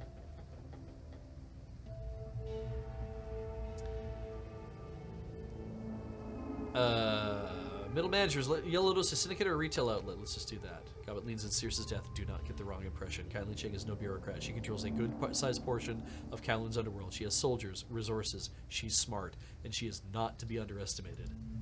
Isabel's voice is hollow and flat. Taking favors from a woman like Kylie Cheng is a good way to get yourself into indentured servitude. You don't want to owe favors to a woman like that. Her eyes get big round. Ideally, you don't want to deal with her at all. That was Nightjar's job. Wait a minute, you know this woman? We've only met once or twice. Nightjar was the one who worked with her. Like I said, she's got her fingers in everything, including brokering Shadowruns for the corpse. Kylie Cheng is our fixer. Gobbet tries to make her voice light, confident. Just stay on her good side and you have nothing to worry about. Now let's get this done before one of you trips the APB and brings all hell down upon us. Alright.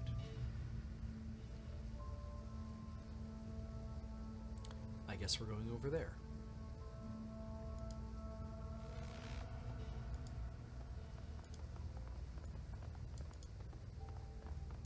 Oh yeah? Why would it show me this? I feel like I can't get in there, though. I don't know if there's any way to get in there.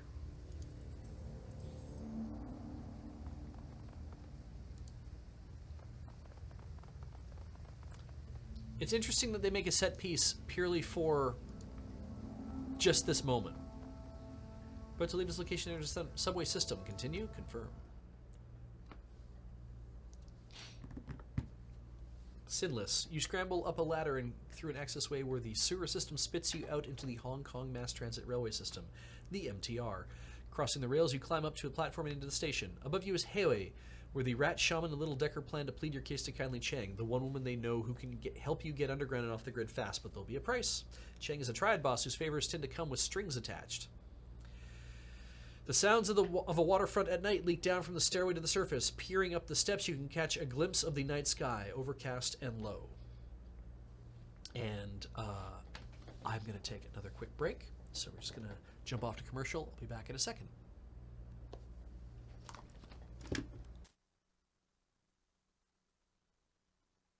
Back. Game has been auto-saved, and let's move on.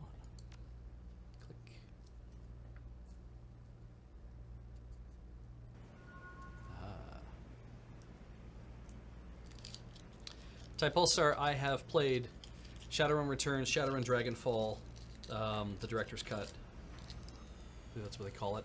And now this is the first time I'm playing this. I've also played the original Shadowrun Super Nintendo video game.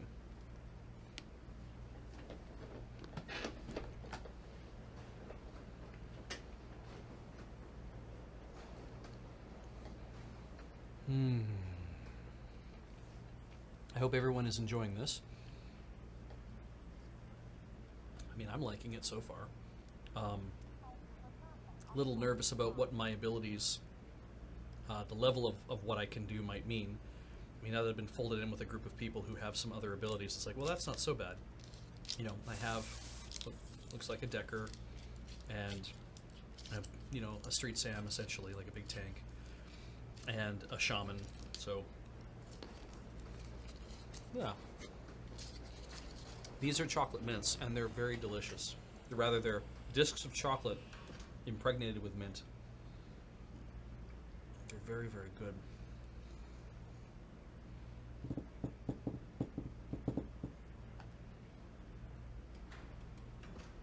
I'm just enjoying eating those things. The sewers deposit you into a series of mechanical access ways that eventually link to a system of railway tunnels. Gobbet leads you through 5 or 6 magnetically sealed doors and across several sets of electrified tracks until she indicates you've reached your destination. Also, I should ask. A poll, but maybe not a straw poll. I don't know if we have to set that up. This is going to be very dialogue.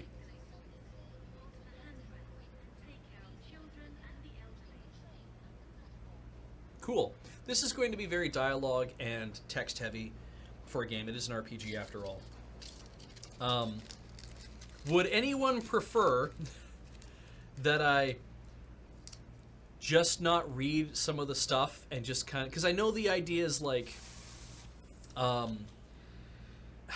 I know the idea is that if I don't read it, then I might be reading too fast, and you guys might not be able to keep up. And also, if you're on your phone or another device, or watching it in a tab or something like that, you've got it in a tab while you're doing some other work, you might prefer for me to read stuff. But I'm going to read fast, and that might lose some of the element of it. So, see, up on volume. So, okay, I'll bump the microphone up a hair. I'm going to try to keep everything else good.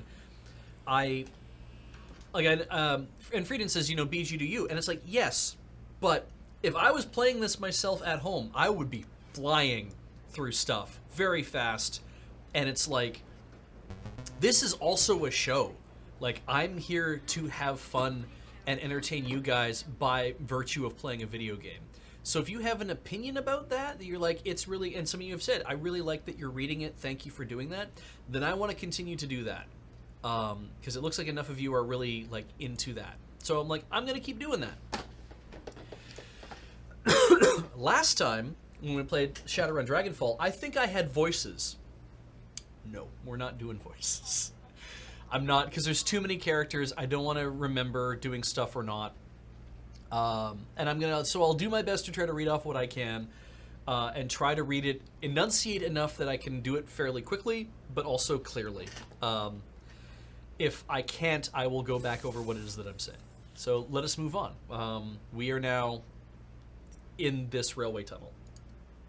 Gobbet. She holds up her hand, indicating the surrounding platform. This is the MTR station for Heoi. Once you go up these stairs, you'll be in our neighborhood. Kindly Chang runs her operation of a mahjong parlor there called Swift Winds. Right, I guess I should say, I'll be reading this, I won't be voicing this. I might try to get the intention across, but it might just be really flat reads, so... Wu rips off his goggles. There's an APB on us. How do you expect us to get to the Swift Winds place without taking a bullet? Hey, I get to see his eyes for the first time. Gobbet. Heoi is well known as a protected area. Kindly Cheng sees to that. It's a shadow community. Smugglers, hijackers, black marketeers. You get the idea. Cops tend to give the place a wide berth. Isabel gives a shallow nod. Her gaze remains planted on the floor. She seems kind of shy. Well, I mean, it did say shy dwarf. Shy dwarf. Police cameras don't last long here. Between the smog and the cloud cover, we shouldn't have to worry about drone surveillance either. The HKPF won't find you. Not if you follow our lead. Gobbet widens her stance, puts her hands on her hips. Now, here's how this is going to work. You can't get on to Chang until we secure you an invitation, so me and Iz will go on ahead and pay our respects, then we'll request that she see you. Politely. An invitation? How do we get that? Gobbet, the rest shaman smirks. We'll kiss her ass until it shines. Isabel sighs. That's about the size of it. Gobbet holds up a hand. One more thing. Kindly Chang is a dangerous woman. She may seem friendly, but don't let your guard drop, and whatever you do not disrespect her. Fuck, I should have taken socialite. Alright. Let's see. Got it. I don't let dangerous people have enough know to behave myself. Sure. Gobbet, you'd better. If you don't, it's all of our asses. She lets her hand fall. Nods to the three of you. Okay, we'll go on ahead and smooth the way. Just to give us a few minutes head start. Why don't we just go with you? Isabel, because no one knows you here, and outsiders aren't welcome in Heoi. Gobbet eyes Wu up and down. Plus, your friend here radiates Cops are even less welcome than outsiders. And she looks your way. And you're not exactly ordinary either, are you? I like to think I have a certain flair. She smells for the first time. Yeah, that's what I'm talking about. If people see us strolling through town together with no prior explanation, we might not be to the mahjong parlor at all.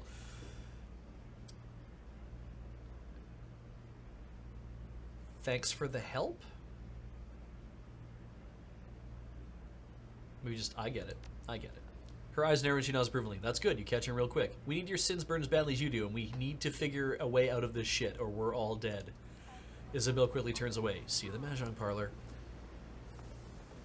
The Shadowrunner's footsteps quickly fall away, and then you're alone with Wu. He grunts something unintelligible and begins panther stalking back and forth again, boot prints of sewer water and muck marking his path on the subway platform behind him.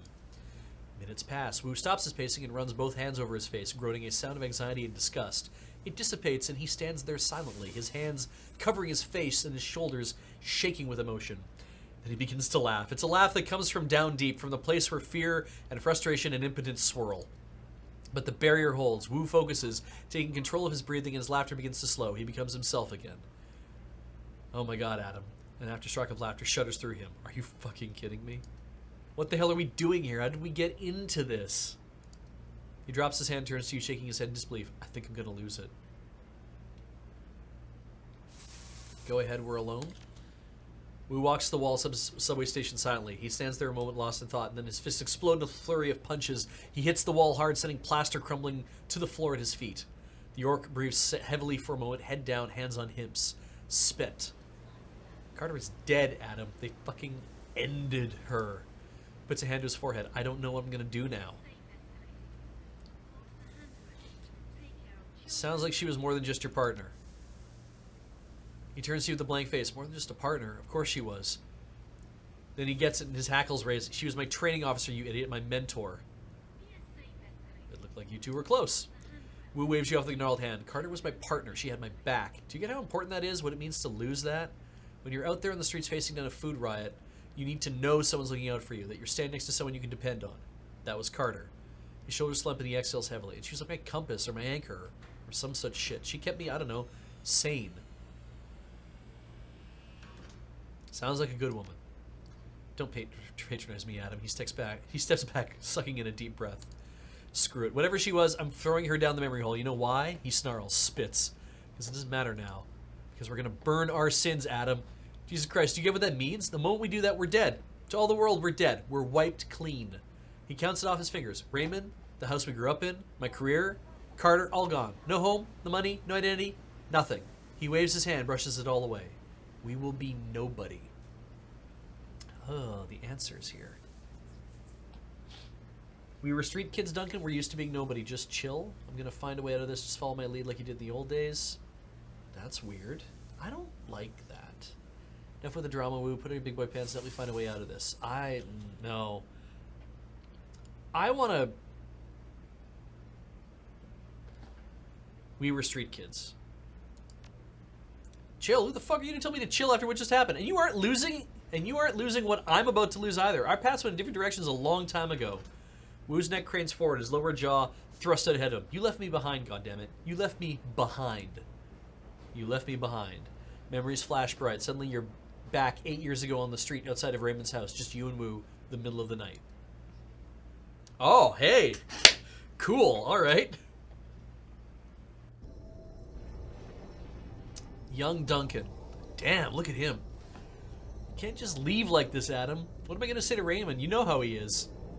Yeah, I know how he is inflexible. Sorry, man, gotta go. I got something to attend to, Duncan, and I can't wait.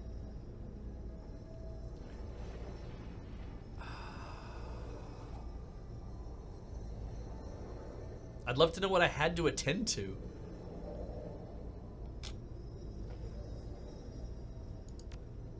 That's what you keep saying, but you still won't tell me what's going on. What is so important that you have to run out now in the middle of the night without even telling Raymond why? He's distraught. You can see it in his face, hear it in his voice. He used to be lost without you. Whoa! 5 truth options.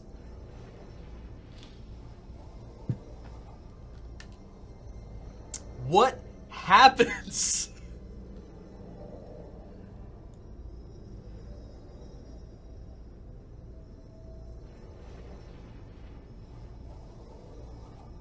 Oh my God. There are no other options. It's just this.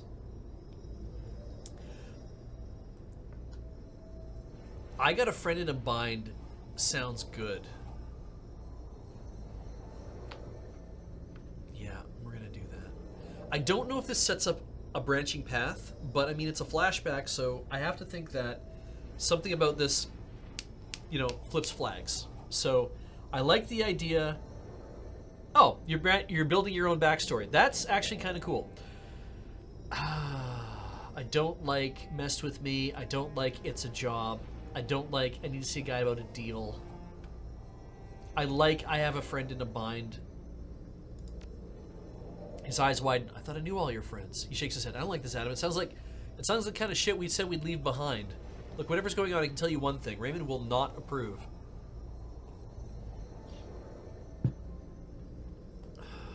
I'll deal with that when I get back. I won't be going long. 2-3 days tops. I know. Why do you think I'm sneaking out? Be back before the weekend. I like that better. Because I don't like the whole life of the wage slave thing. Yeah. You remember the look on Duncan's face as you walked away. The events that followed were a blur, one that you don't care to remember. Aha! Perfect. 3 days later, you're behind bars in a private corporate prison. No interrogation, no charges, no appeal. Oh yeah, corpse can do that. Years later, some corporation bought some other corporation, the new board of directors pushed through some sort of reform agenda, the higher-ups gave an order, and then you were out. With a few $100 million to your name and one scary as hell non-disclosure agreement ensuring your silence. This is the first time in the Shadowrun universe, because again, I haven't been steeped in it, but this is the first time I've heard about, like corporate prisons don't surprise me, but I'm like, okay, that's, you know, a thing. I guess they have their own brig, essentially.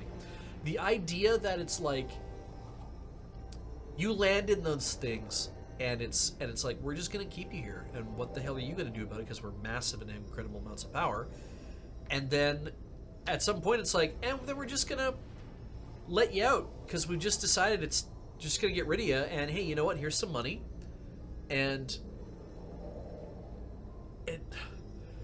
then you just sign an NDA being like, we're going to let you out, and we're going to give you some money, and you sign an NDA, and you can be free again, and you don't get to ever talk about this to anybody.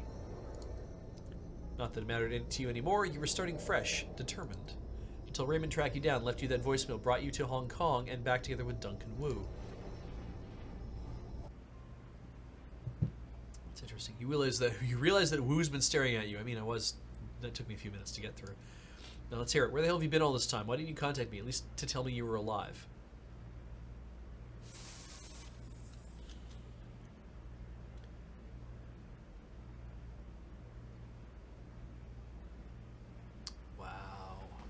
You're pissed that I didn't contact you? I was locked up, Duncan, for years. You're a cop. Why didn't you go looking for me? Do I pick a fight with him?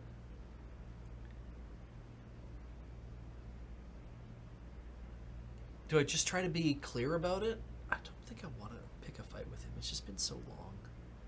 Yeah. It's locked up tight. Corporate black site. No communication. No shit.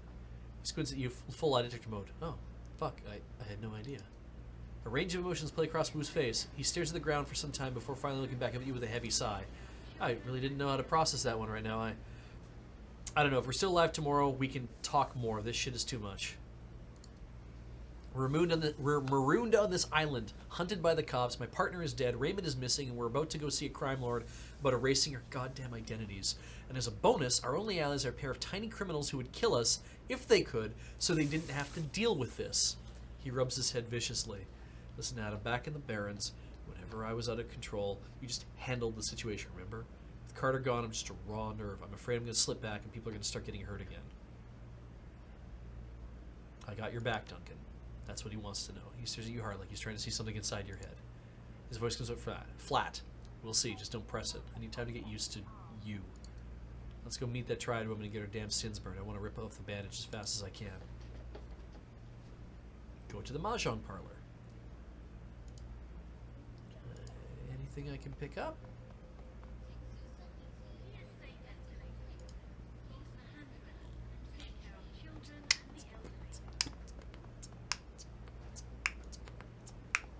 I mean, Duncan's essentially an ally. Ooh.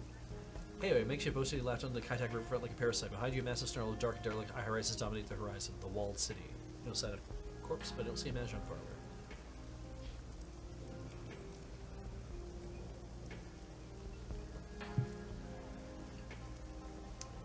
Interesting that this is like a series of, they just said, it's like a series of boats that have all been jammed together, but it's still also like the coast.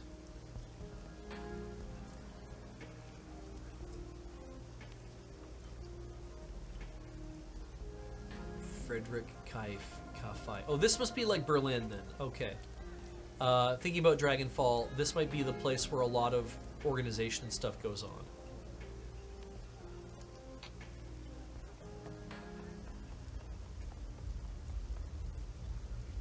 Close enough, friend. The club is members and invites only. I suggest you move along. Come on, man. My friends are already inside. Can I just go look around for a second? Maybe just gotcha?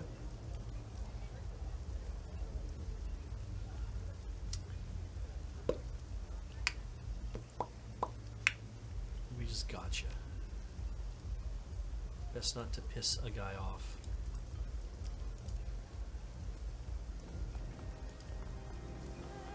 Means there's lots to explore around here.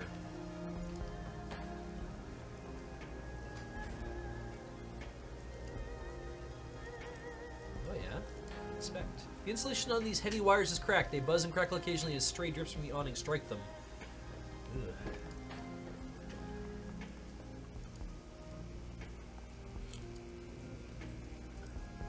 Don't mess with the law. It's cute.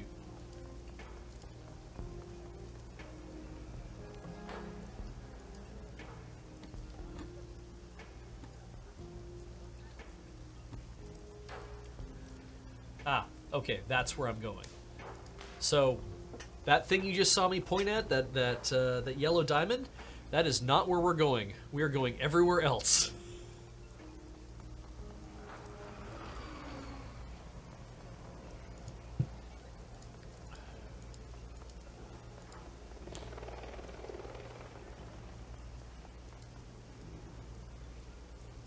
A massive steel security door is set into a bunker-like concrete wall. There is no sign or identification of what this place is. A battered intercom is encased in a cage of welded steel and armor glass. Grainy letters are barely readable on the screen. Chrome Alley. Medical services and mechanical repair. Oh yeah. Premises protected by deadly weapons and infectious diseases. Press the buzzer! There's a crackle of static, then a brusque voice answers. What do you want? The voice's Cantonese is precise, but the accent sounds American. Is this a medical clinic? No, it's a chicken factory. What do you want? I'm looking for a medical clinic. Yeah, that's me. Listen, guy, I don't know you. I don't like people I don't know. Who sent you?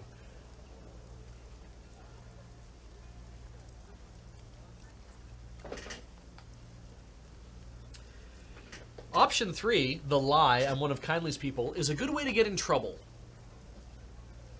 Doing a job for Kindly, also a good way to get in trouble. I'm friends with Isabel and Gobbet, also a good way to get in trouble. I'm just gonna go.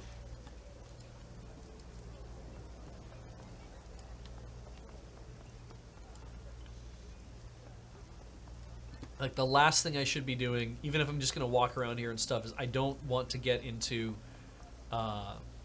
problems. I just want to look around.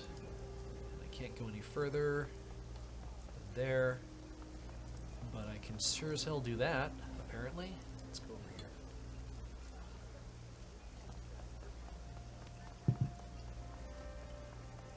Okay, so what's over here? What's down this hall? I know there's a guy I can talk to over there, so we're gonna go this way first.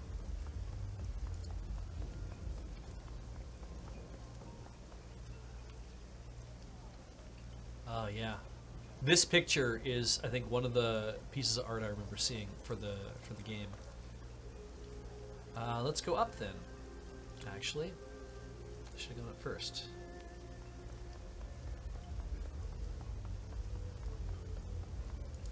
Triad guard. Oh, that's good start. The thug looks at you dead-faced. Despite his street clothes, he wears a high-tech earpiece. The entrance to the walled city is closed to foreigners.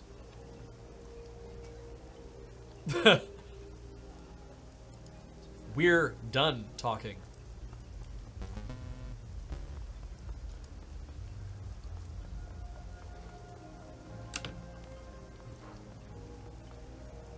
All right.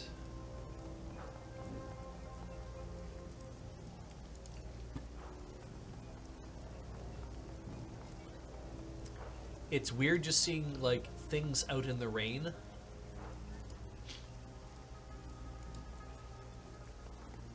Like, what looks like to be an old lady just sitting in the rain, not doing anything.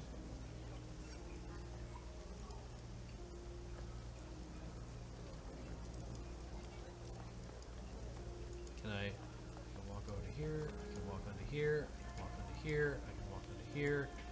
I cannot walk any closer to that lady. Okay. It's like fishing minigame. Yeah. Aha, bolt hole. The original name has been sloppily painted over with black paint. Newer but somewhat weathered characters have been painted in bold brush strokes and read bolt hole. Alright, let's walk down here somewhere. Oh, I heard some stuff breaking. Can I climb the... I cannot climb a ladder. Alright. Guess we're still going this way. Here's some people. Oh. Don't want to talk to me. the hell not? Ooh, a smuggler. Hi, I killed a bunch of people who do the same job as you. Can we be friends? Can I just fucking talk to you?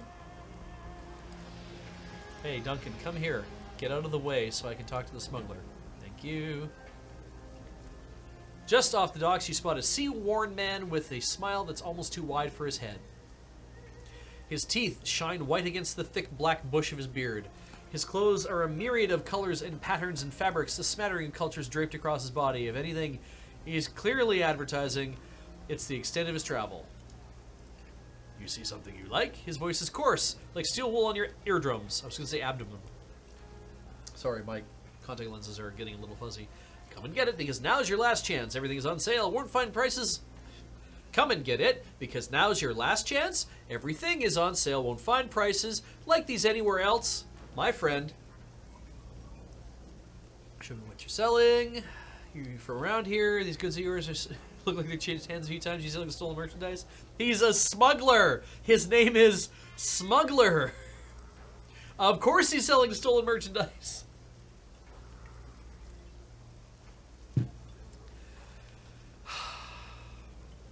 Yeah, why not? He shrugs, his motion nonchalant and uncaring. I take what I can get. Sometimes I find things, sometimes I take things, and sometimes I play the game, invest a little, make a little something more in return. And why do you ask? You judging a perfectly respectable businessman just as such as myself? In these harsh times? You've never been in this business, I can see it. You have no right to fault me. You gotta do what you're gonna do. Or,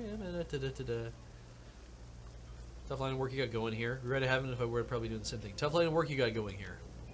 Tough, sure. Can't stay in any one place for too long. Gotta float under the radar and business partners come and go. But I get to see the world. He looks up to sea and his briny beard outlines a wide smile. Heading to Macau next. Can't wait to get out of here. What are you gonna do there? I mostly just need to escape this place, but I also hear the markets in Macau are less regulated than Hong Kong, without an HKPF and all that. And the food, well, I hear it's worth a trip all its own. Anyway, nearly stocked up, just a few more trades, a few more sales, and I'll be on my way. So this is your last chance to buy any of my wares before I set sail. You from around here? No, not I. Not here. Plans to leave these waters soon as I wrangle up enough supplies to do so. He leans towards you, voice lower, breath surprisingly free of alcohol. There are things happening here. Locals call them dreams. I call them evil. And I don't want no more of that. What did you dream about? Does it matter? All I remember clearly is how I felt during and after. Drained. As if these dreams leashed away some of my good years. No more of that. If you know what's good for you, you'll leave too. You really think they're that bad? No doubt about it.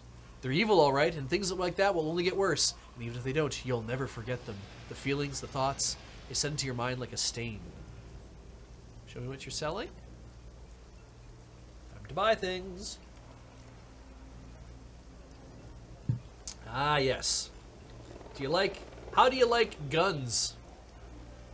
Right, I could just buy fetishes.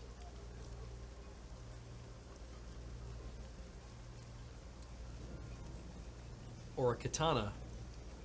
Just, you know how it is. Katana. Okay, so I could buy an earth elemental fetish if I really needed something. Spells, yeah. I can't do that. Consumables. I don't know. I don't know. Program.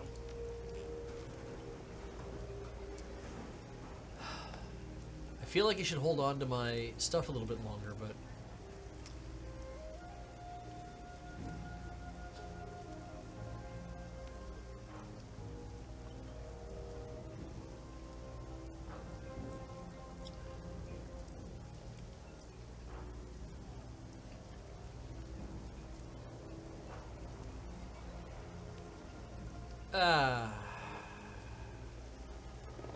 I know the whole thing is like you gotta spend money to make money, but yeah, I can just buy them later. F it. So I think down here is where I want to end up. Mahjong parlor. But what else is around here? For example, there's this man. There's stuff going on over there.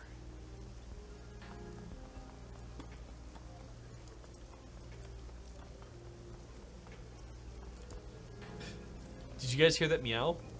Because it was good. Cool. I think the idea is that because nobody knows us, also nobody pays attention to us. Which is fine. Just walk into these 3 besuited men standing in the rain. Oh shit, something's on sale.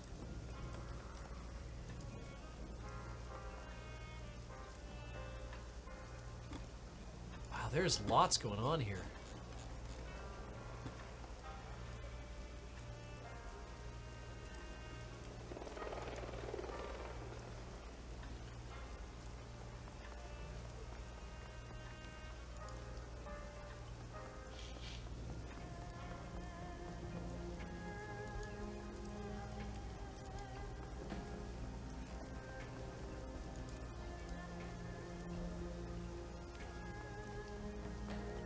Cool, okay. Let's do the thing we're supposed to do. Excuse me. Probably don't need to talk to that guy. The Swift Wind's Mahjong Parlor, filled with the stink cigarette smoke, the incessant click-clack of Mahjong tiles, and the grim faces of hardened gamblers.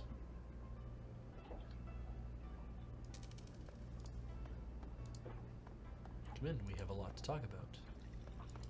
Here I come. Kindly Chang. I did it! You can feel every eye in the room as you cross the Mahjong parlor to the middle-aged woman sitting patiently at its end. The click-clack of ivory-colored tiles stops, hands stray beneath tables into jacket pockets behind backs. I love this throne. Like, it's like, this is my chair. This is how cool I look. Everything behind that. And then the 3 of you can play Mahjong as well if you like. The woman has a face of a prison guard and the demeanor of an inmate. Her salt and pepper hair is pulled into an iron-hard bun, and beneath it 2 shiny black eyes offer nothing. Buttons sewn on a doll. A nearly empty bottle of something foul rests on her mahjong table, nestled between a pair of dirty shot glasses. Tiny puddles of brown linger at their bottoms. Gobbet and Isabel stand on the other side of the table, heads lowered, shoulders slumped, hands clasped. They risk a frightened glance at you as you approach. Jesus. Kindly Cheng. Voice is nasal and rusty mean. My little pair of fuck-ups here told me all about what happened on the docks. She dips a pinky into a shot glass, brings it to her mouth, removes it with a sharp smack. How 2 of my best runners had their heads put out. How you need protection, and how you need to get your identities wiped before you get your heads put out too. Potentially leading the heat to my front door, placing me and everyone in my employ in danger. She fingers the rim of her glass. So wise. So very, very wise. Gobbet, the young shaman's eyes never leave the floor. We're sorry, Auntie. We thought... Kindly Cheng, her black eyes flash. You mustn't speak until you're spoken to, Gobbet dear. The smile turns mean. And since you are one short hair away from being dumped in the river, chained to Isabel's corpse, I suggest you let your new friends here do the talking for a while. Does that make sense to you, dear? Her treacle voice is back, sweet, nasal, and grinding. Gobbet, dark circles ring Gobbet's armpits. Yes, Auntie. Kindly Cheng. Cheng inclines her head gently. Very good. You learn so quickly.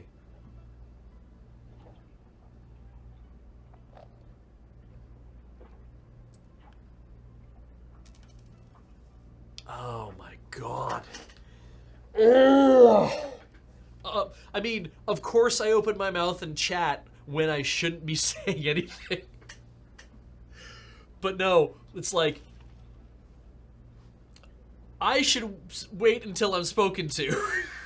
She pours another drink. Her cheeks are rosy, already flushed. Now, my darlings, I understand from little rat shit here that you came from Seattle to meet with my client, Mr. Black. Mr. Black.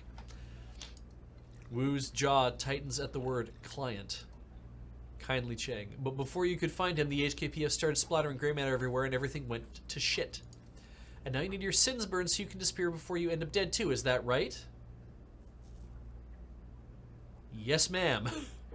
Very good. Why don't we start with you telling me who you are? My name is Savadan. And you've got a first name Savadan, a profession? You do want me to erase your identities, don't you, dear? I need to know who you are first. think I need to be really fucking upfront with her.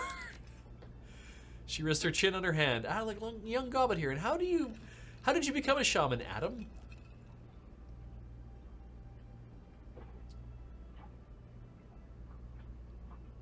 Picked it up young. I've been in the cooler for a few. Yeah, God. I mean, she's... No.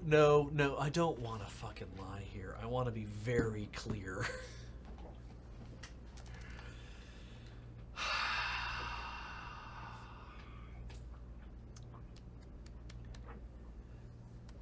Picked it up young. Wu's brow furrows and he shakes his head. Still can't believe it. Kindly Ching whips her head towards Wu, a nasty retort on her lips, but as she stops, sticks out her lower lip as she sizes him up. She turns to her lieutenant, standing behind her, and nods her approval. Looks like the gun show's in town. What's your name, gun show? Wu's voice reads straight ahead. Duncan Wu. I'm a cop. Lone Star. I hear there were some fresh corpses found on the docks tonight. Smugglers, I believe. Didn't sound like the Hong Kong police when I heard about it. You're doing Duncan Wu? Wu's eyes remain fixed in a spot on a wall behind her. He smolders. I identified myself as Lone Star, but they wouldn't stand down. They had weapons. It was self-defense. Kindly, she puckers her lips at him. Her voice sing-song. I don't care, sweetie. They weren't my people. But now I know you're a life-taker, Mr. Gun Show. You and your friend here. She begins arranging mahjong tiles on the table in front of her. But now I'm curious. Why were you meeting Raymond Black on the docks tonight? Raymond Black is our foster father. That makes her pause. Chang lifts her bottle of swill and eyes the label, connecting the dots in her own head. Interesting. A look of disgust passes over her face. Sorry, kids, but he was looking like shit when I saw him. Eyes half open, dark circles around them, dragging his feet. The whole bit. She tisks in displeasure. Your foster daddy was in a bad place. Okay.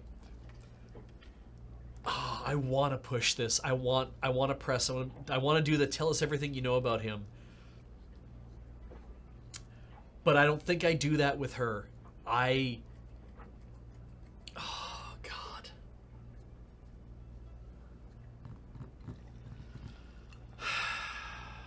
I really want to push that. I mean, he's your foster father, right? I mean, if it was a question, that'd be one thing.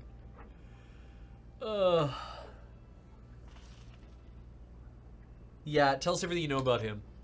Kindly Ching rests her eyes on you for a long time. You can feel the room filling with uncertainty and anticipation. The triad boss speaks patiently as if to a child.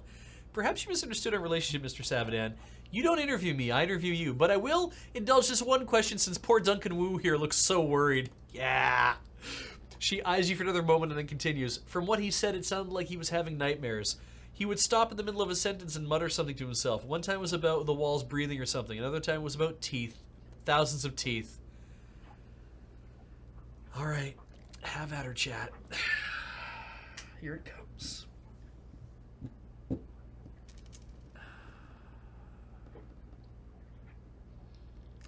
I'll just wait until you all have that out of your system.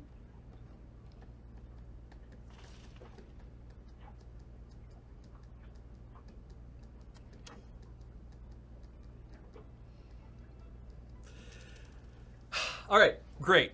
Moving on. I remember him kindly drifting off near the end of our meeting. It looked like he was off somewhere in his head. He said, I left prosperity in there. Then Nightjar put his hand on Mr. Black's shoulder, asked him why he wanted to go into the walled city so badly. That seemed to bring him back. When your old man opened his eyes, they were full of tears. Then he muttered something else I couldn't make out. She pours herself another shot, tosses it back, and rubs her belly. Your daddy got really irritating after a while.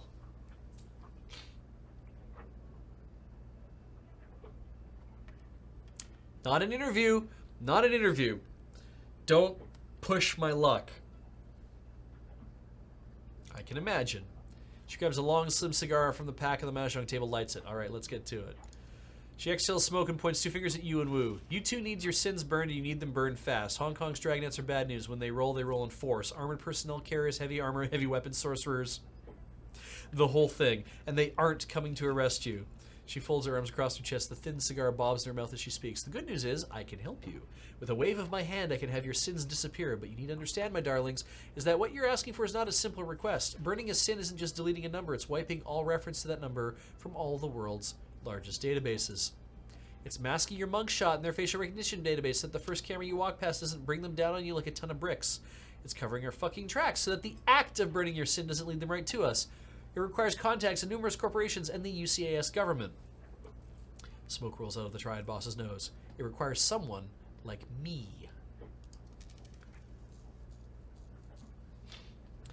Therefore, I need to make a choice. She takes another drag on her cigar and gently places her palm flat on the table. Do I kill you and dispose of your bodies before the cops come looking for you? Or do I help you burn your sins? How would killing us benefit you? We're more valuable alive. Help us and we'll help you. God. Oh, yeah. Cheng rests her chin on her hand again and smiles at you. Are you my darling? If you're dead, things appear to be much less complicated. If you're alive...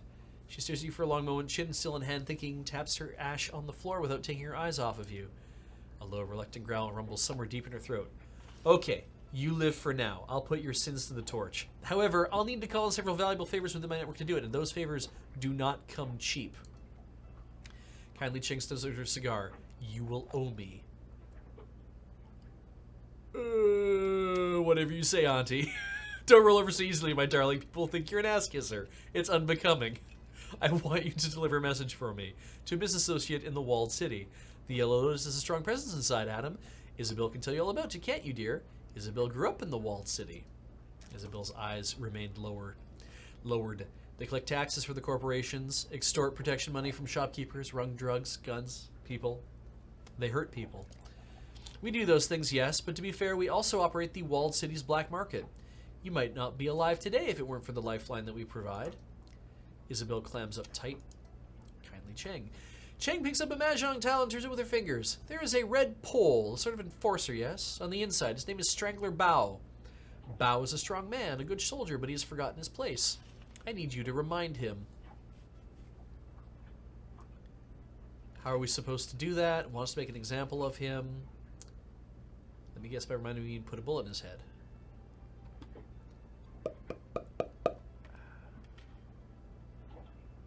I feel like I need to know I'm gonna say, how are we supposed to do that? She tosses you a memory stick. This is a message for Bao. You will deliver it to him in my name and then return to me. Remember that Bao's men are my men. By right, they should all be serving me. I would prefer it if they did this quietly and without killing them. I would prefer it if you did this quietly without killing them. I have no use for dead soldiers. Makes sense. She turns to Gobbin and Isabel. One of you will go with these two Westerners to the walled city. Help them locate Bao and show them the ropes. The other will remain here with me. I have several menial and degrading tasks that need doing around the establishment. No matter who goes and who stays, you'll both pay for bringing an APB to my doorstep. Yes, Auntie. Yes, Auntie. Kindly. Now I'm going to find out who ordered the hit on Nightjar and do some dentistry on him with power tools. She closes her eyes and smiles with pleasure. That boy was my favorite. He sang to me sometimes. She opens her eyes again and sneers. That other one, I don't care about. Gutshot was an asshole. She turns away and waves you off with the back of her hand. That will be all, my darlings. Return to me when you are done. One last question, Auntie? She keeps her back to you, but you can tell she's making eye contact with her lieutenant. Why not? Apparently I'm feeling generous today. What do you think happened to Raymond and got your Shadowrunners killed? Yeah. Kindly Cheng's voice is small. I don't know. I like that. Karma gained. Enter the walled city and deliver a message to Strangler Bao. Do I talk to her again? I think you have business to attend to. You know, go away, I'm busy. She's just... yeah, makes sense.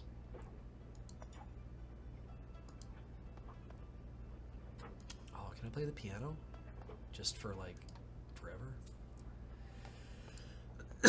Excuse me. Yes, so now I need to learn how to sing. You're right, Kinogami. Alright, I need to do my thing. And then probably the entire thing opens up.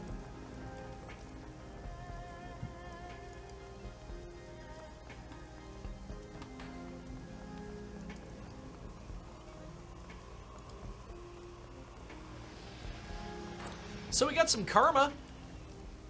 We got 10 karma.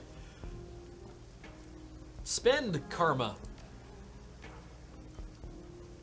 All right. Not feeling that, not feeling that, not feeling that, not feeling that. Boy, am I certainly feeling this.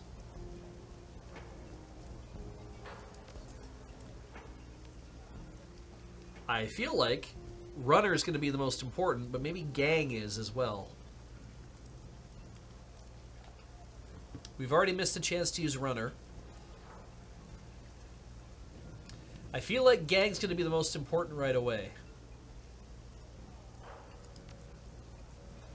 Alright, I got 4 left. Can equip lightning barrier. Or, don't need to worry about that yet. Or spirit control. 4 left. Not going to do cyberware. Quickness, not worried about. I mean, we could take dodge. It's physical attacks is the issue, right? If I'm staying far enough in the back, I shouldn't have to worry about getting hit. So, what if we... God, I don't feel like I need to worry about that just yet, but this is maybe not a bad idea.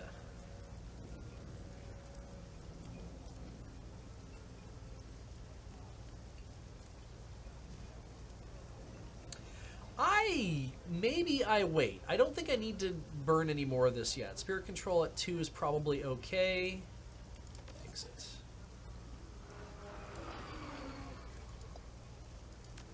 I didn't actually spend any, did I?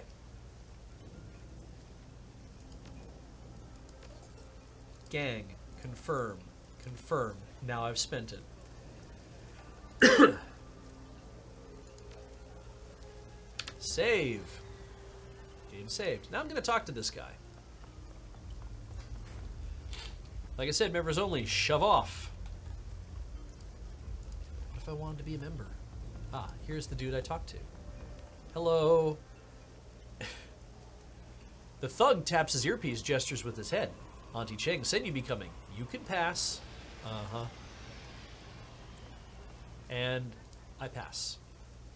Choosing your team. When traveling to new mission locations, you'll be able to choose which members of your team to bring and improve or modify their loadout for the run. So, if your members of your team become permanently incapacitated on a mission, they'll be automatically extracted for emergency medical care. Oh, so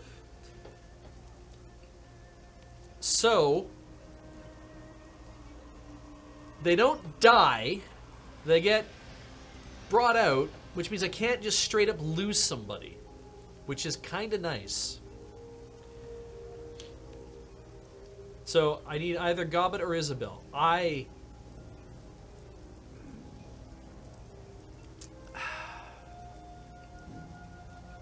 am a shaman.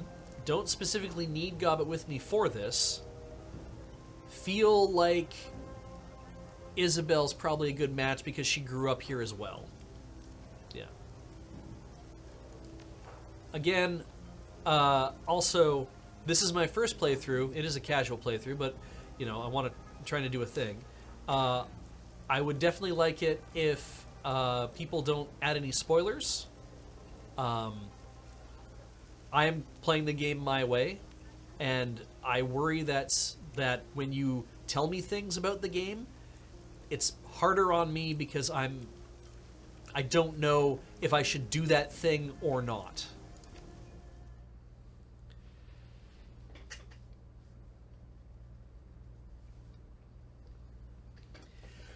City of Darkness. Kowloon Walled City, the most densely populated spot on Earth. Nearly 40,000 people crammed into 7 acres of chaos, poverty, disease, and vice. A self-contained city that collects no taxes and provides no city services. Stagnant water sits in temporary wells. Trash lies piled on roofs for controlled burns. It provides structures leaning dangerously over populated areas. It's the ideal breeding ground for all manner of illicit trade. Drugs, gambling, black market trade, metahuman trafficking, and everything in between. The only law is Triad Law. And now you need to enter the septic system of a city. Find a Triad enforcer named Strangler Bao and deliver a message from Kindly Cheng. Moving on.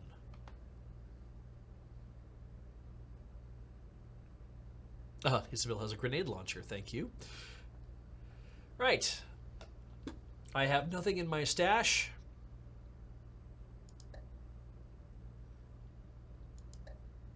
This is a little different than what I remember.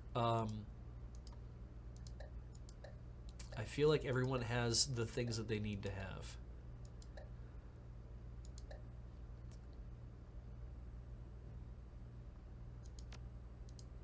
Oh, clear character means to dump everything, I think, back into their, right? If I do this. Yes. Good.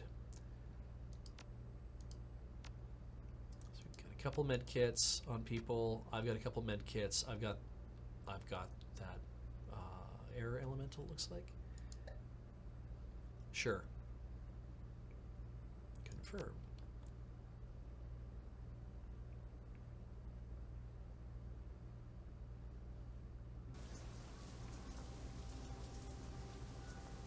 Foul, oily water rains down from above, mixes with the filth and awful swill of the streets, turns it into a flowing slurry of unrecognizable sewage.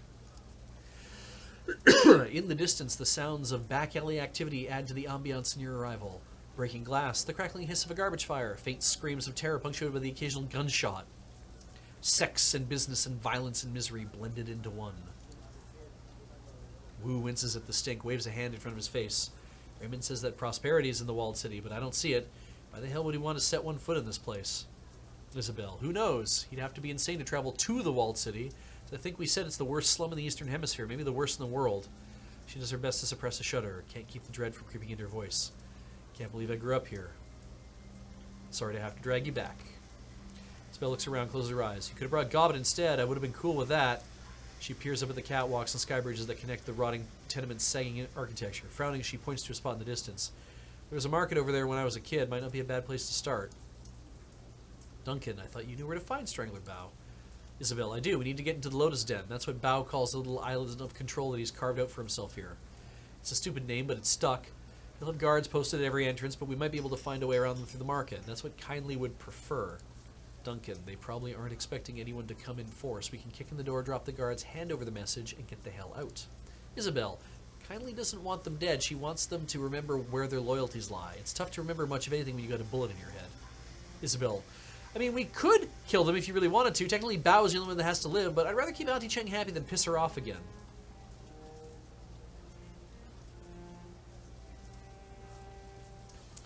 This group's safety is my biggest concern. We don't need to risk our necks for a bunch of triad thugs. I like the way you think. The Decker looks around her, wrinkles her nose. I want out of this place as fast as possible. Duncan, damn right. Let's do this.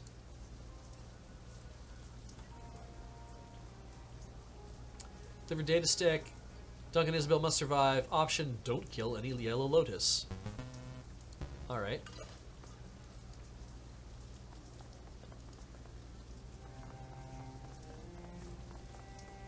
I mean, I like optional shit.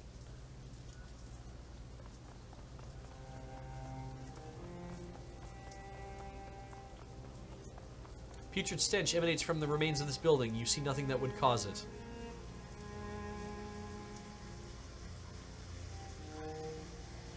I do like how they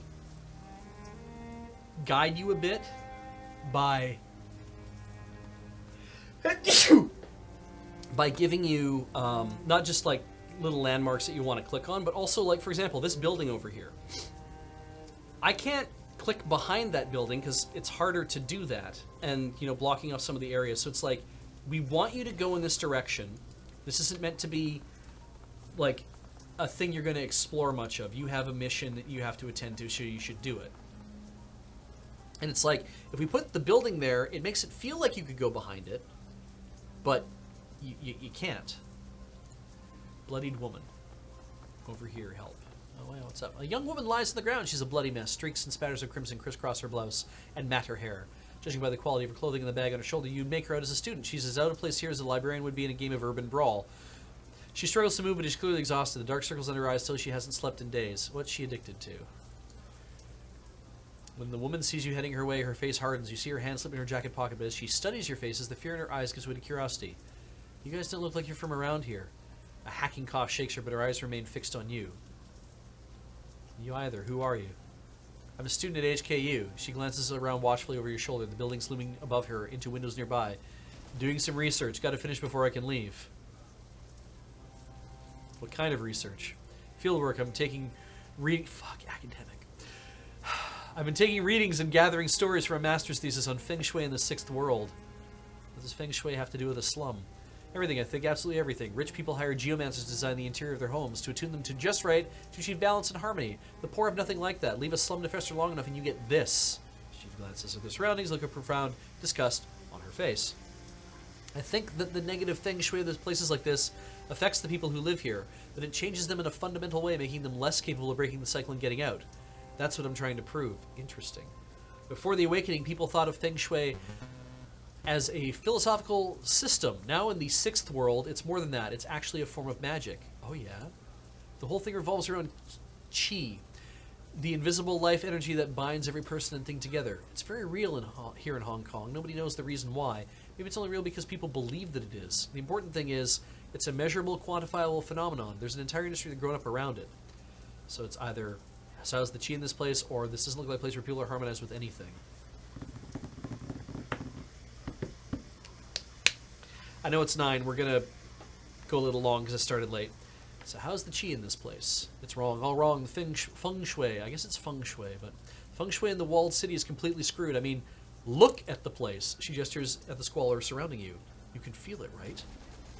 Duncan, I felt something was wrong the minute I walked in. Bad qi, huh? Bloodied woman says, qi needs to flow. Positive feng shui allows for that to happen. If qi gets pent up and trapped, it goes sour. That's what's happening here. The woman clears her throat, then lets out a hacking cough. The effort requires a moment for her to recover before she speaks again. You know, I hate to admit it, but I could use some help. I started running an, well, I guess you'd call it an experiment of sorts. Nothing conclusive, just a few quick trials to support my hypothesis before I go into hardcore data gathering mode. Mission item handled. There's only a few things left to do. If you could finish them for me, I could get out of here. She holds out a crumpled piece of paper. Please follow the notes on this sheet. Duncan takes the paper from her outstretched hand and examines it, frowning. Just say what you need us to do. I need you to make adjustments to the area's feng shui. My notes will tell you how. The goal is to remove sources of friction and to record the results. My hypothesis is that even small adjustments can have a measurable impact on chi flow. If I'm right, it should improve and life here should get just a little bit better. So it's like, I'll see what I can do. No promises. You rest, I'll take care of it. Oh, you rest, I'll take care of it. Yeah! Optional, repaired the walled city, 0 of 3. Okay. Mission items. Let's see. Crumpled note. The note said list to repair, most of them crossed off. There was some left scrawled in an uneasy hand. Sparking wires, trinket man, broken water shutoff valve, lower level, burning tires, past market.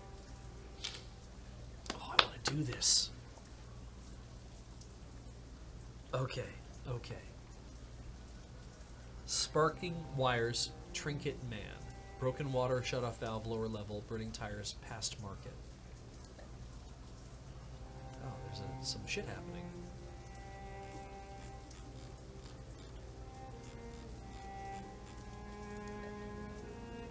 Sparking wires, broken water, shut-off valve, burning tires.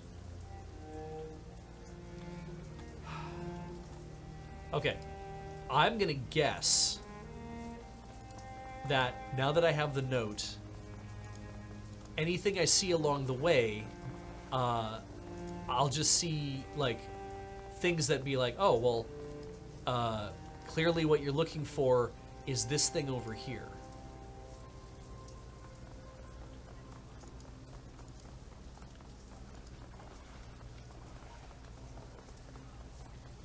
Okay, it's not over here then.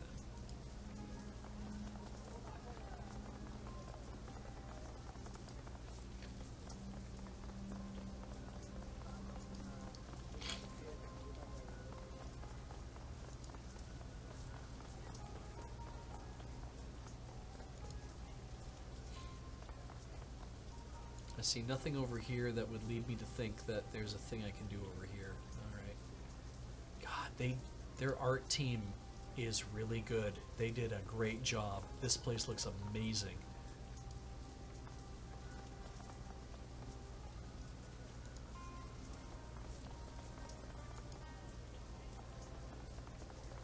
This one's mine. Step off. Sorry, what? Oh, the generator.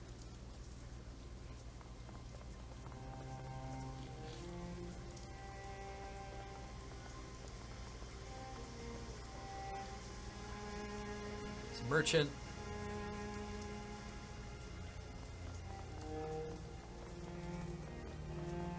Let's talk to the merchant. Street vendor gestures towards a jumbled pile of tarnished chains, costume jewelry, and trinkets on a stained flannel blanket. Look at these beauties. Very valuable, very pretty.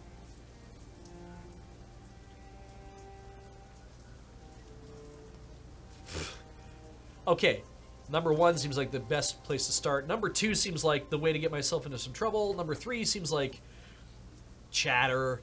Number 4, I think I need to just kind of lean into how can you stand this place. He gives you the stink eye. You mean my home? The vendor softens, become wistful. In my experience, you can get used to anything regardless of how horrible it is. It just becomes normal after a while. This place is getting worse. No question about it. Last 20, 30 years has been nothing but downhill. Nothing goes right here. Maybe you can change that, though, by buying something, huh? Ever heard anyone say prosperity's in the walled city? No? He shakes his head. That's not something that someone would say around here. What's been going on right here? Heard Strangler bows making a move. The vendor's eyes narrow and glances over his shoulder before he speaks. The Strangler's men are getting reckless. Too dangerous to do business in the old market now. I had to move shop. Duncan, the old market is deeper inside the walled city, right? So isn't being out here on the edge kind of a step up? Merchant, depends on how good a spot you had. Mine was good. People living deeper inside want pretty things too, and no one else was selling them there. Looks from left to right, then shrugs. Maybe this will be a good spot. Have to wait and see. Show me what you're selling. Hell yes. I can't use that. Seems decent. Grab one of these now so I have it.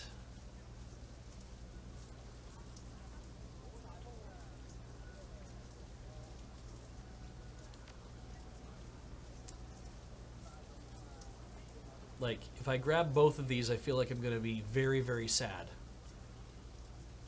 I haven't needed much more than what I've got. I'm just going to exit. Walk away. See you around. Money is so hard to come by around here that I'm just like,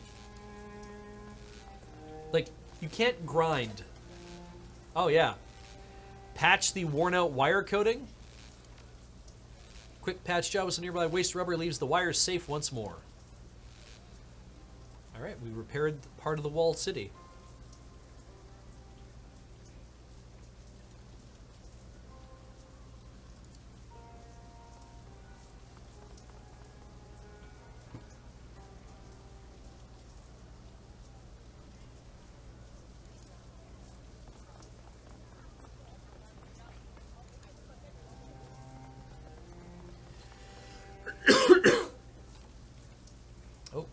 That's an inspect. I see some ley lines have opened up. This market stall has been picked clean. Its owner replaced by a pool of dried blood. Great.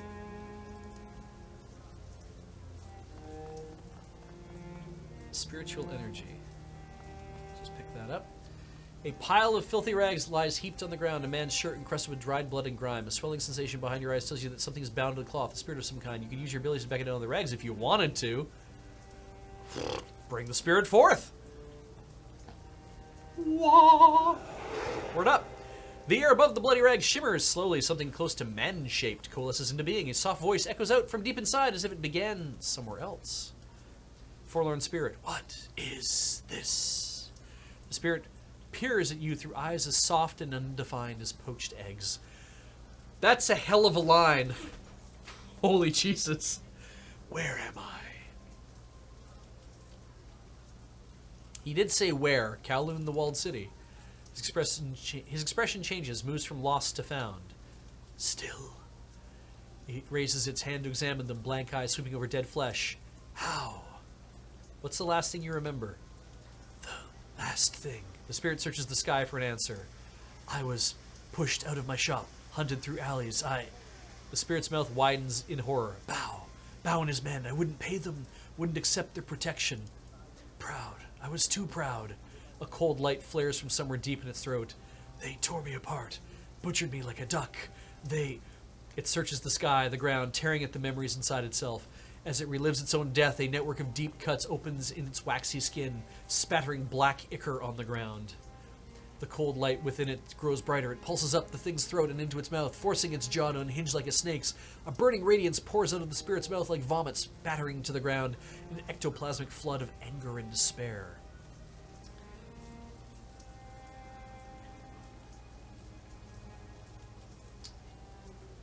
Number 2 seems pretty good, though, too. If I were in your shoes, I'd want revenge, or maybe you can help us. Maybe you can help us. Help? It looks confused, lost. I can. You can get us past Bow's Garden into the walled city so we can find them. The spirit's eyes roll in its head and it shudders, struggling to let the passion dissipate. I had a friend. It squeezes its eyes shut as it struggles to remember. A smuggler of animals. He had a space. Hidden. Secret. Yes, Spirit, tell me about the secret space. An entrance in the sublevel. So this is why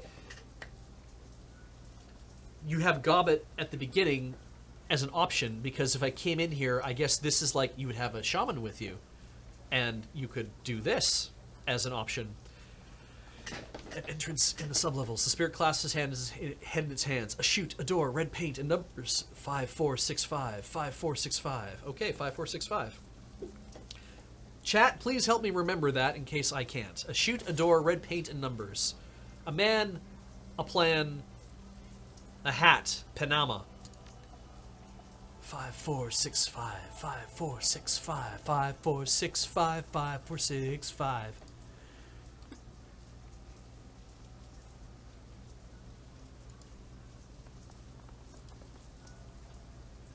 Okay.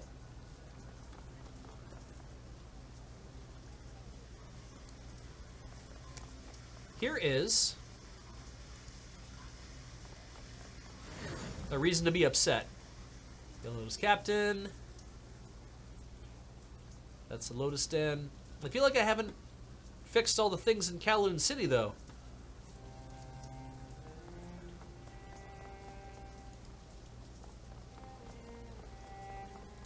Well, we can take a save, and if I need to talk, I can always talk. Step back, you regret it. Well-muscled and heavy tattoo triad member looks up from his PDA board with alert. Behind him, other yellow soldiers take notice and turn to leer at you. You're in the wrong neighborhood, tourist boy. You and all your little tourist friends. Isabel, I'm a local. I work for Kindly Chang. Show some respect. The triad soldier sneers at her. That's so? Then you already know that you shouldn't be here. That fossil doesn't run things around here anymore. His hand strays from jacket and his conspicuous bulge in the fabric. Could be a knife. Could be a gun. Could be a blackjack. Yellow Lotus Captain. Best get moving, little girl. Best move before we hurt you all real bad. I'm not going to tell you twice. Relax, we're just here to check in on the local merchants. The merchants belong to Bao now. He waves you off. Get lost. Alright, I'm getting lost. Why would I tell him I'm going to deliver a message? There's really no point.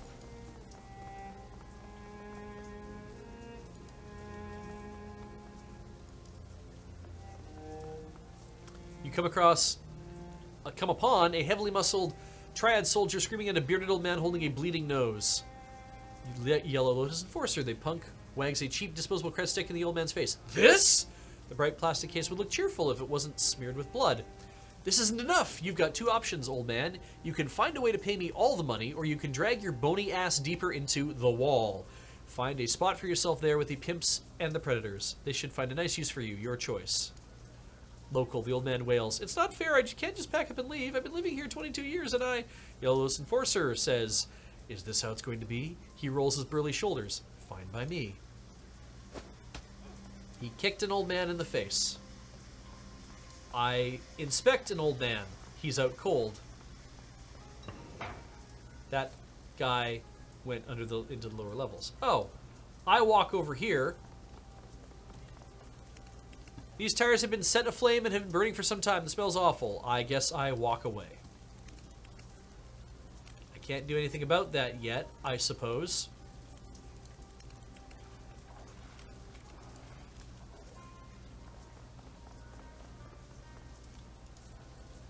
I thought the tires were a thing I needed to take care of, though.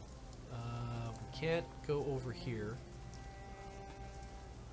Oh, that was a thing I could see from over here beforehand. Neat.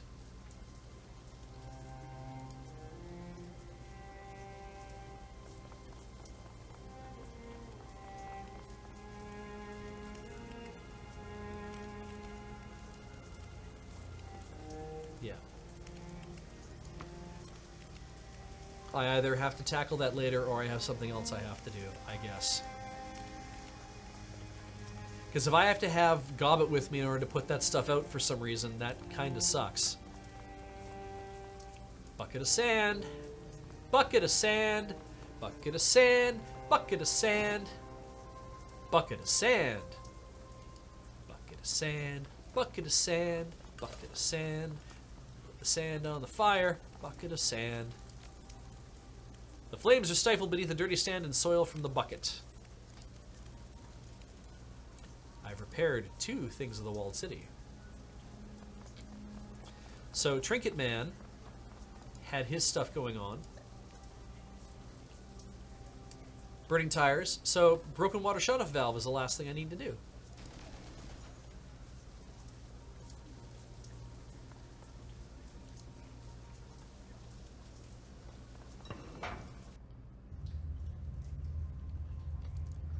Two tears in a bucket. Motherfuck it. Alright, where are we going?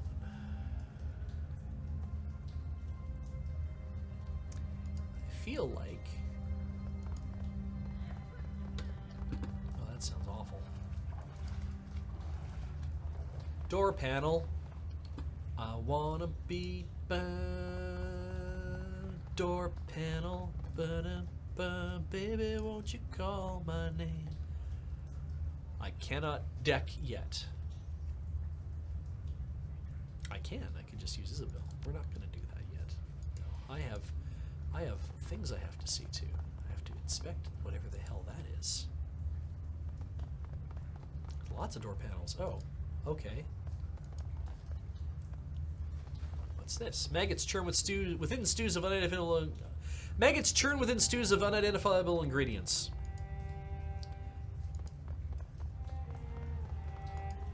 We chose to go this direction. Oh, a gun runner. I've heard of guns.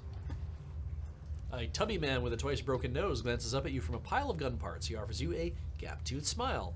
Nice firearms here, good for protection. You got a husband or wife? You got kids? You keep them safe with one of these beauties. Quality is guaranteed. Your satisfaction is everything. You want to buy? How do you stand it here? Business is good here, man. Real good. Yeah, it's disgusting, but you go where the market is. Ever heard anyone say prosperity's in the walled city? He snorts his reply, if you're an organ legger or a gun runner or a triad, there sure as shit is. Otherwise, you're looking at a hand-to-mouth, meal-to-meal existence here. Bao know you're selling guns in his area? Got Bao's permission to sell weapons in the stall. Been selling a lot of them, even more than usual. He grins. That's good for me. Show me what you've got, gun runner. Oh yeah, look at all that. Okay. Uzi 3. Uzi the 3rd. Benelli Raffaello. Street Sweeper, Ruger 100S, AK-97. Look at all these other things. It's just more of that. That's cool. No thanks. Gotta run. Okay.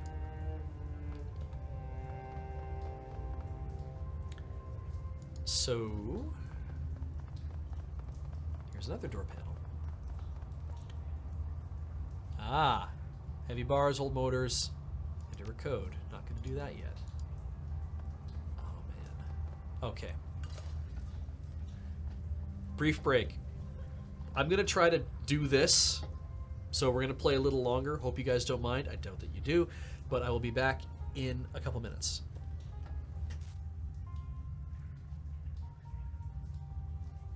Welcome back. So I guess I can bump that a little bit further. Okay. Okay. Okay. Can't go any further into there. I could try entering a code. The decking thing seems like the way to do this, but I'm just gonna kind of like...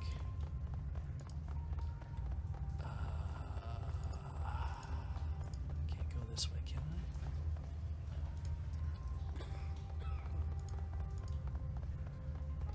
Look at everything else I can do, clearly. This way... Oh. Yellow Lotus Enforcer. That's the guy who kicked the dude in the face. Don't want to start that just yet. That's an event.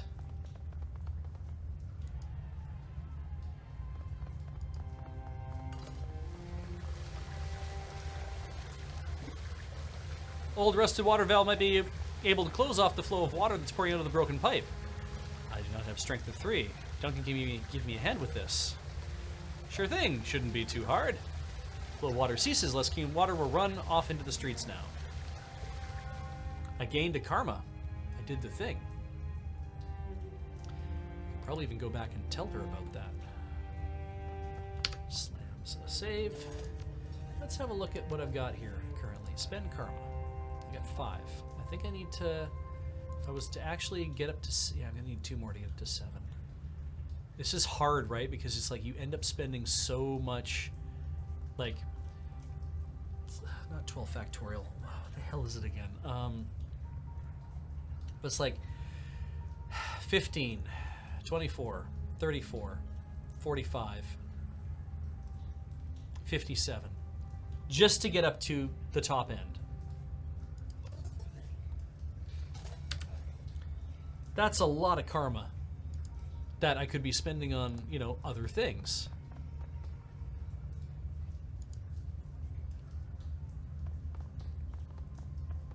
Like, I don't want to kill anybody is the problem. So I think what I'll do is we'll lay down that save now that I did the thing that I said I was going to do.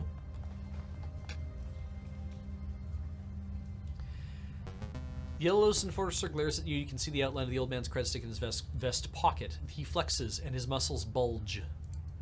What do you want? Step away, asshole, right now.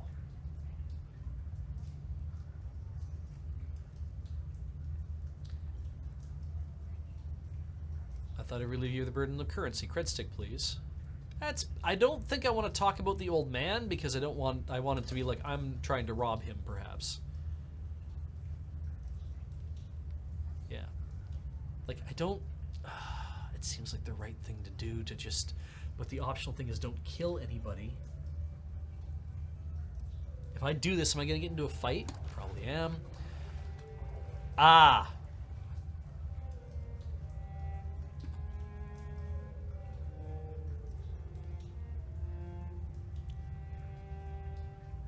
I get a better idea. I think I'll take your money instead. He licks his lips. Give me your credit sticks or I'll get what the old guy got. I'm not into playing around.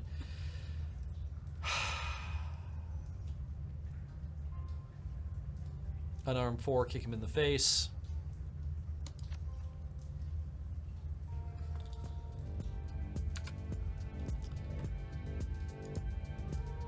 Good game.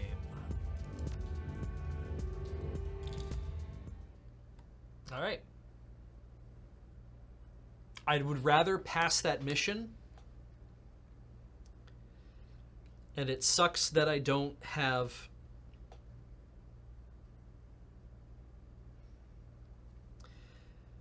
I was like, oh, I'll take gang because that seems to be a thing I'd want to be able to chat with, and it's like, no, I should have had etiquette Shadowrunner so I could prove that I'm a Shadowrunner, or at least that I'm pretending to be a Shadowrunner. Piss. I don't think there's any way to end a fight without killing somebody. And if I took strength of 4, which I don't think I can do because I have to spend 3 and then 4, that means I need 7. Unarmed combat, I need at least like up to 4 to do that, which is like I think more of a physical adept would be able to do that. I'd literally have to go back and before I did my my change in charisma to get my new etiquette and change gang to Shadowrunner. And it's one of those things where it's like, it's frustrating because at the time I was thinking to myself like, oh, well, I've already seen Shadowrunner come up once. So clearly don't take that, take something else because the game is probably made in a way that you're not going to see those. And of course then what did I take? I took gang, and of course academic is the first one I see that comes up. I'm like, well shit, if I'd taken that, but I still got to do the thing. So anyway, let's deck the panel. Nothing to it, she says. She loads up a program in her deck and effortlessly decodes the door lock. The door unlocks. Okay, so that is entering the Lotus Den.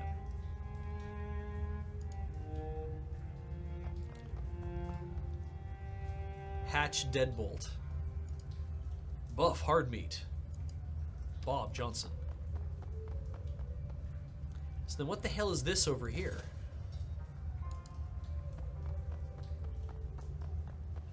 Yeah. RoxCon, you make a good point. I could just hang on to all my karma until I need an etiquette, and just remember to like save and get out of situations so I can come back. All right, 5, 4, 6, 5. Door unlocks. Gain a karma. Fuck me.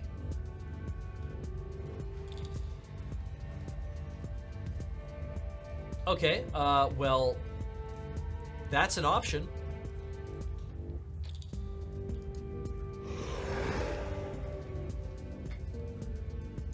Second option would be to hide myself behind cover.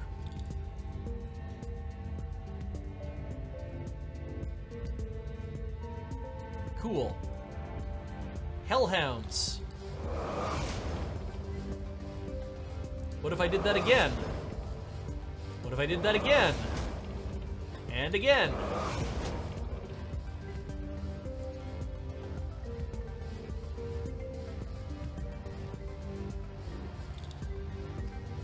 I can't see him. Line of sight is blocked.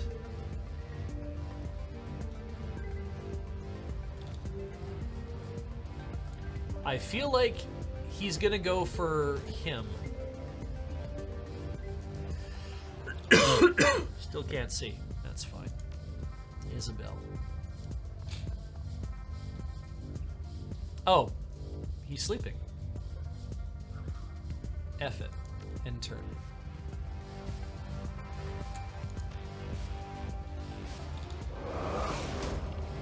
What if we just ruin this thing's day?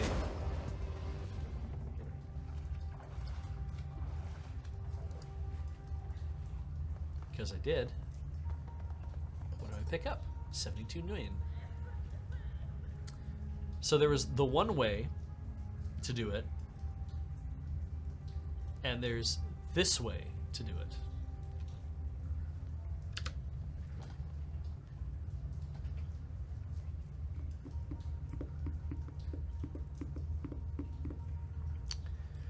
All right, we do this.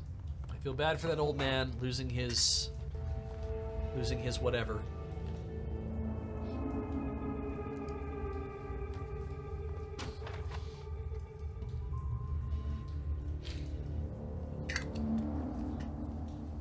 It seems to me that, you know, getting the cred stick back might be a karma thing. Door panel. Open door. Two rooftops. Two rooftops. Two rooftops, you say? Alright. It's down this hallway.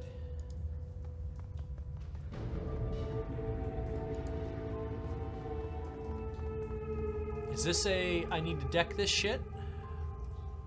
Factory fresh mag lock on this door. A high-sec keypad has been set into the frame. Well, I don't know what the code is, unless it's the same code, but I doubt it is. But we need to get over to there.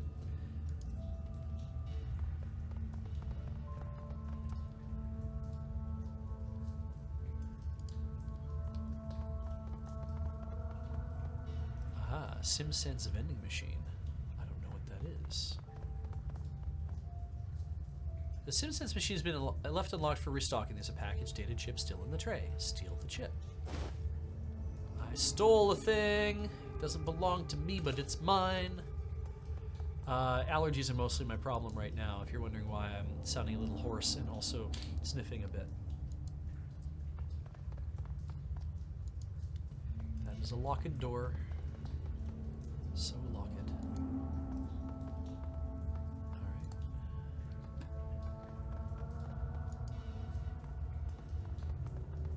Now, do I open this door?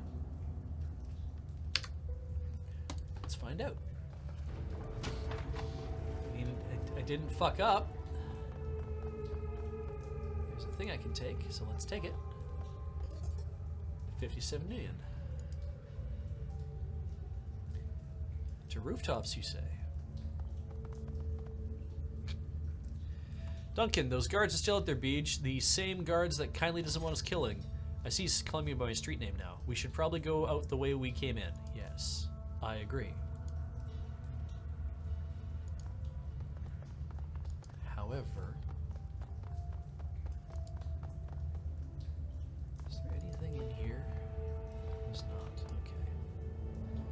can't do anything about this space.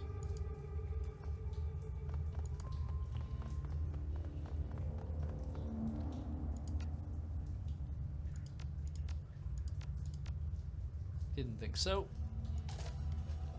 Walk away.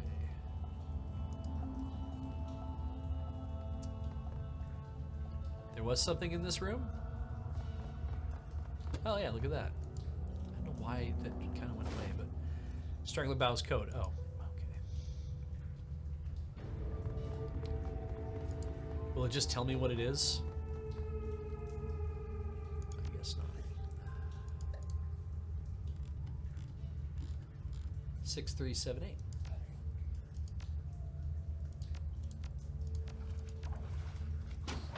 The door unlocks.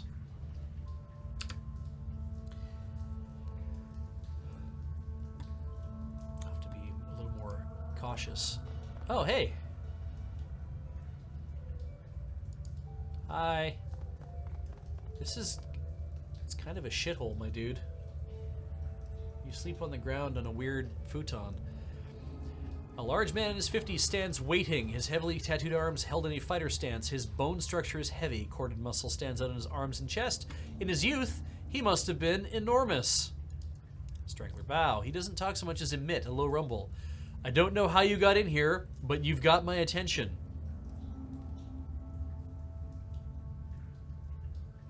You're a hard man to find. Can you guess who sent me with the message? Yeah. You're a foreigner and you know my name. Must have been Chang. She's the only player in Heoi who'd work with such shoddy tools. So you have a message from the old lady, huh? I can't wait to hear you mangle it. He chuckles himself. You speak Cantonese so well, but before I hear it, I have a little message for her, too.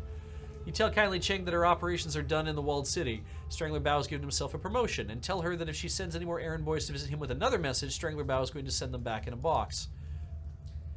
You think you can tell her that, errand boy? Should I write it down for you in English?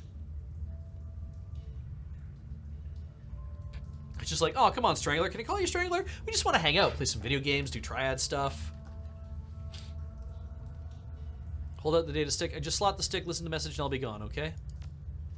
Don't get to hear you butcher the message? I'm sad. He grabs a small plastic drive from your hand. Yep. Slots it into his trid player. I have every reason to believe that that probably fucks him up somehow. Kindly Cheng stands erect, speaks directly to the camera. Mr. Bao, as everyone knows, you're a man of swift action. I respect that, and because of that respect, I will get right to the point. I know where your money is coming from. I know that you have friends working for straw sandals like myself. They have been siphoning funds from their organizations. I know about the noodle shop that you laundered the money through. I have tasted their broth and found it wanting. The old woman becomes flinty hard. You have been stealing from the Yellow Lotus, glorifying yourself with revenue that we have earned, and I have files to prove it. Bao's eyes widen as files begin to flit across the screen. Receipts. Ah, she got the receipts. Bank reports, personal communications between himself and his men. Kindly Cheng continues speaking smooth and casual. Now, in light of our recent conflict, you might be wondering why I'm keeping this information to myself. Why haven't I exposed you so you could be dragged from your lotus den by the balls and slowly roasted on a rotisserie spit? In truth, I respect your ambition. You have a lot to learn about candor and loyalty, but I believe that you still have value. I am still willing to work with you. However, in order for that to happen, we need to come to an understanding about the nature of our partnership. Kindly Cheng steps forward, fills the screen. I own you, Bao. You and all of your men. You are my fucking playthings, dolls to twist and pose as I see fit. I'm in this position because I am far better at this than you, and it's time that you learned it. Accept what I'm telling you, and we can get back to business. Prosper together. But if you continue your little rebellion, I will mail tiny pieces of you to your children and take their picture as they open the package. She produces one of her thin black cigars, lights it, holds the smoke for a long time. You have 24 hours to return to the fold. If you aren't here licking my heels by then, the information will be released and you will become food for fish. Your choice, Bao. 24 hours. The message winks out. Strangler Bao turns away from the screen slowly. His skin is ashen. Get out. He pauses, casts his eye to the floor. And tell Mrs. Cheng to expect me a swift winds tomorrow. He stands up straight. Tomorrow morning. I will. Thank you for your time. Go. Just go. All right. What have we done here? I have not killed any Yellow Lotus. I need to return to Hewe. I have 6 karma, which is not enough to do any further upgrades. How far do I have to get before I get any medikit anyway? 8. I need 15 karma, Jesus. We'll go back. We'll finish this mission. It's too bad there isn't, like... I would like to get into there. I don't think I remember seeing a way to activate that. Which makes me feel like either there is a way in there, or much like this, it's important later. I did finish the Feng Shui quest. Yes. Go back out the way we came.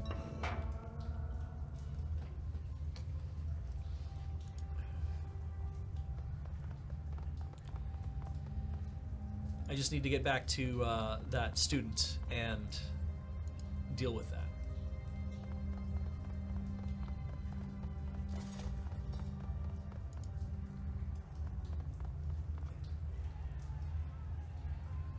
I do like that they mark the Hatchdead Bolt as like, this is going to be something you're going to have to deal with. If you're going to try this, it's a thing that has to happen. Turn to Hewe.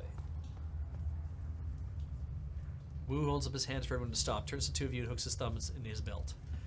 Well, that was a thing. Never thought it'd be shuttling messages between criminals in a Hong Kong syndicate.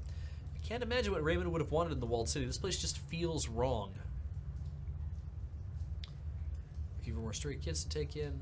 Okay, there's something off about it. Must have been important. Flew all the way here. Hired runners for an escort. I like that. But why? This place makes you feel like your life has no value. Like there's just no point to anything. He sighs and looks at your companion. Great life you have here. Isabel ignores the barb. She's too pleased. I can't believe it. We actually delivered Auntie's message without anyone dying. Duncan, I've had enough of triads. Let's get out of this pit. Isabel, I'm with you, gun show. I don't need to see this place ever again. Duncan, gun show? Seriously? Wu's goggles point down at Isabel. That's not gonna stick, is it? Stay here for now. Okay, the issue is that I did the thing I needed to do. Do I need to go talk to her in order to... Because I got my karma for doing it. So I probably don't need to go back and... Like, I don't need to go to the upper levels and go talk to her. I don't think there's a way to get up to the upper levels without actually going this way anyway. So, stay here for now. Is there another way out? Or is that... That is a way out. That's the rooftops. That's where I... This is where I came in. Right. They refer to this... This isn't street level. This is the rooftops. Oh, a local. Oh, it's that old man. I don't want any trouble, boss. He exhales sharply. Please, just leave me be. Sorry for your troubles. I'll leave you alone. Yeah, we should go find her. How do we get out of here again? Alright, walk back to that area. Are they gonna be shitty to me? No? Great.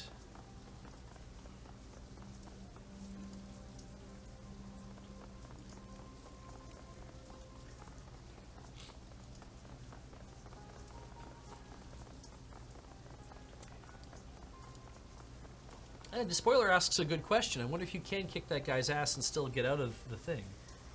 Alright, Bloodied Woman. She says, is it done? I say, it's done. Thank you so much. The young woman sighs with relief. She opens the flap on her satchel, reaches inside, produces a plastic sheath. I'm not magically active, so I can't see the flow of chi in the area, but I've got test strips, little sheets of paper embedded with chi-sensitive bacteria. It's a close relative of Fab, F-A-B, doesn't see much use outside of Hong Kong. She pulls a strip out of the sheath and holds it in the air. Within seconds, it turns ink black. She lets out a dejected sigh, her eyes shifting from the strip to her watch to the strip again. She looks utterly defeated. Damn it, I've been making adjustments for weeks now, trying to get the chi to circulate better. Nothing seems to work. If anything, this one went bad even faster than the control strips I took when I got here. Any idea why? No, it should work. I followed the text and everything right. The chi here is rancid, that's obvious, but I swear, it's even worse than it should be. No wonder this place is so disgusting. The student coughs and rests her head in her hands. That's it. I'm getting out of here in a little while. I've got to tell my advisor about this.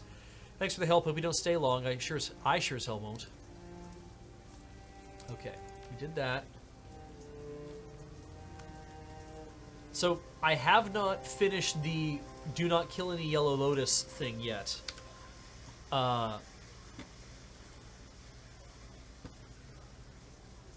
So therefore, if I go kick his ass, if he's still there, I will end up killing a Yellow Lotus. And I don't have enough karma to offset the things to not make that happen.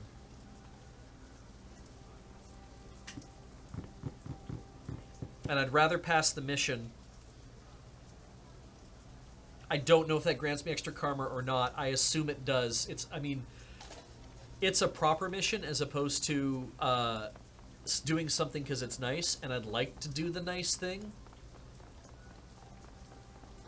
You cannot change anyone else's personal stats. I'm remembering this from previously.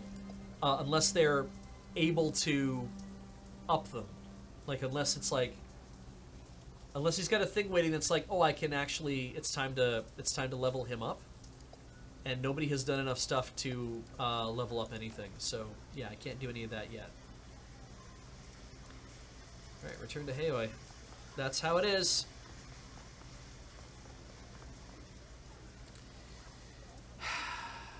Yeah, we're gonna go back.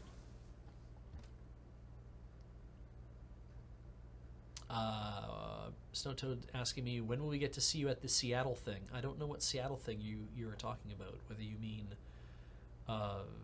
something that is coming up or what it is, but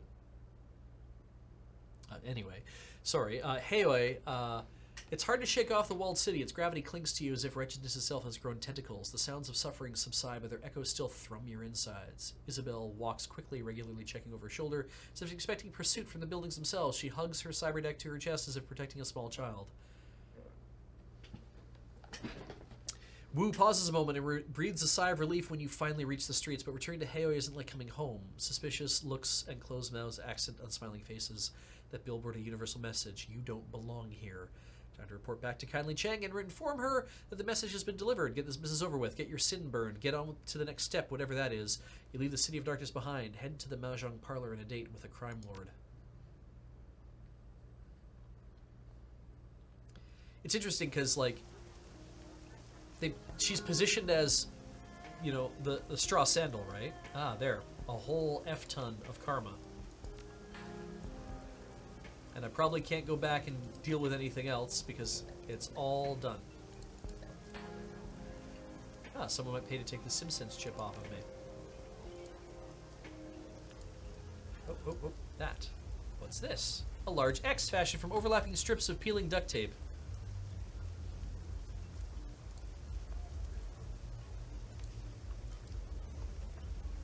Can't stand on it, so I guess we do this. Said members only shove off. Alright, let's just go see her. Are you with me, guys? You're with me, right?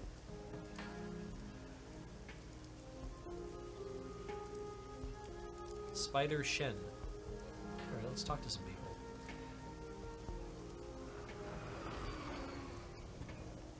The monk proprietor of the stall regards you coldly as you approach. Before you can even utter a word, you're interrupted. Nothing for sale here, not for you. You want to buy something, you get Kindly Cheng to vouch for you first. Until then, screw off. Well, then there's no point in me talking to anybody until I get to where I need to be.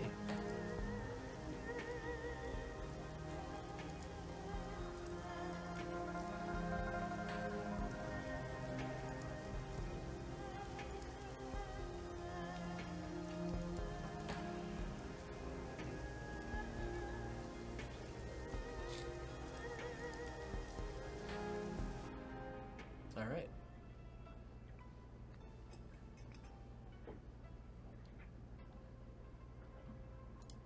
Oh, they already got back here. They're waiting on me. I have returned. Kindly Cheng watches you closely as you walk across the Mahjong Parlor. As you approach, her lieutenant leans in, brings her mouth close to the third triad boss's ears. The third. Cheng smiles and nods, her eyes never leaving you.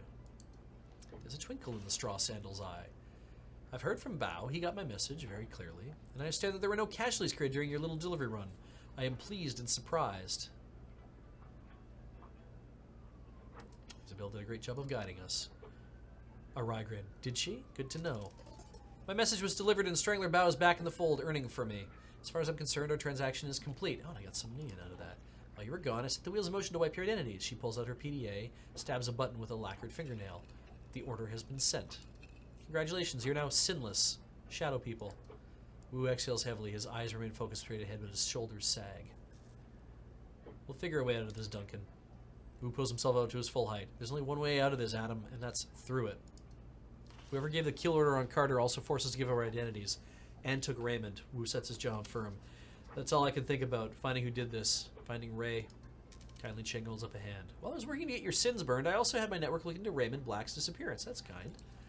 She rests her PDA on the mahjong table facing you. The triad boss's tongue slips from her mouth as she looks over the top, hunting for the right button on its upside-down interface. That's fair. She finds it, looks up at you again. I have news to share with you, my darlings. The kind you won't like. Raymond Black is dead. She taps the button, and a recorded newscast appears on the screen. Raymond's photograph appears on the screen behiand a reporter standing on the docks of Victoria Harbor. It's a picture you've seen before, a professional portrait taken for a press release about a youth center he was opening in the Redmond Barrens. Under Raymond's photo are the words, Seattle man killed. Another shooting involving the police department. A Seattle community organizer, industrial engineer, was apparently shot and killed while resisting arrest at Victoria Harbor last night. HKPF police report that the UCAS man Raymond Black was behaving erratically and would not respond to police orders to surrender. Oh yeah. No additional information regarding Black or why he was traveling in Hong Kong are available. Police have stated that due to the shooting's proximity to last night's shootout with the White Star, the investigation must remain confidential and no other details are being revealed at this time. Kindly Cheng taps the button again and the video closes. Wu puts his hands to his face. This just keeps getting worse.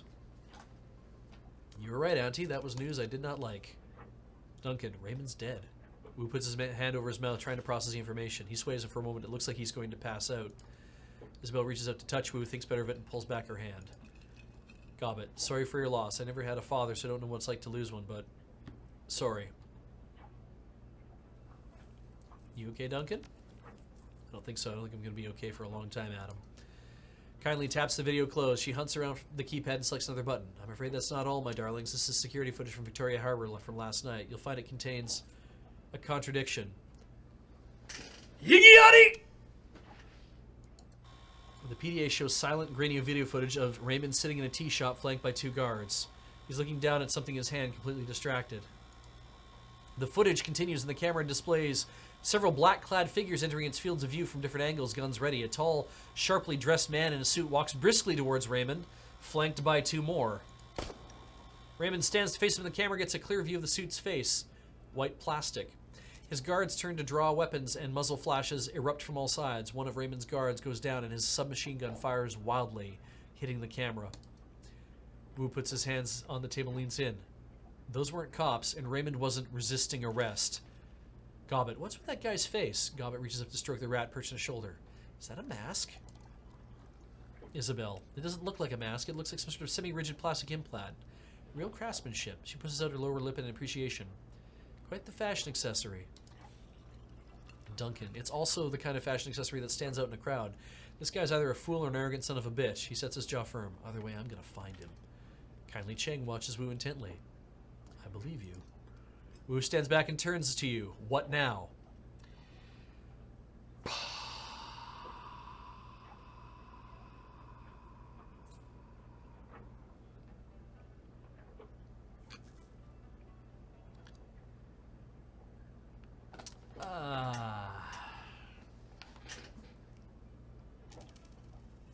I mean, we need to know what's going on, but also we need to be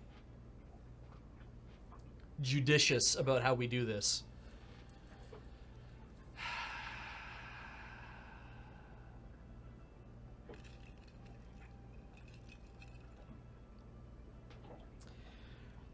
Ultimately, I think it, like, what now is we stay in the shadows, we don't, we're dead too. But really, it's we find out who the plastic-faced man is, then we get some answers.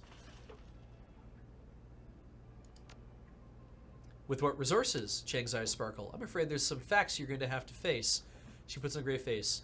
You are alone in this country. No network, no money, no identity. I can protect you from the police, but how would you go about discovering what happened to Raymond without me? How would you survive? This is a topic that requires serious consideration. Kindly wipes her hand across a stack of tiles, spreading the ivory-colored pieces across the table. You've had a very long night, my sweets. Very long. And frankly, you all look like shit.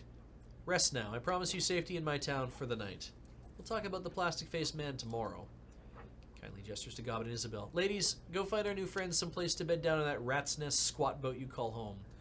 We'll all talk after you slept, figure out our next steps together. Gobbet, yes, Auntie. Isabel, yes, Auntie. Can I ask you a question, Auntie? I always do this. No questions, my darling. Sleep. I'll figure out what to do with you in the morning. Duncan, let's go at him. I'm beat to hell. Objective added. Get some sleep.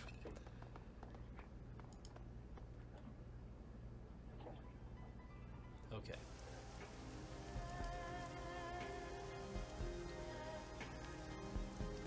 Well, it ain't down here, wherever it is.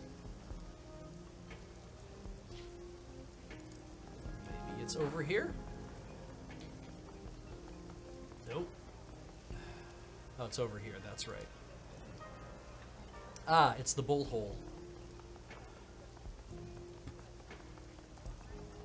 Yeah, that's fine. Safe boat. Gobbet, you two can bunk here for a while. She nods with her nose towards a hatch. You've each got a head to take care of your necessaries. Okay, try to knock before you enter someone else's, okay?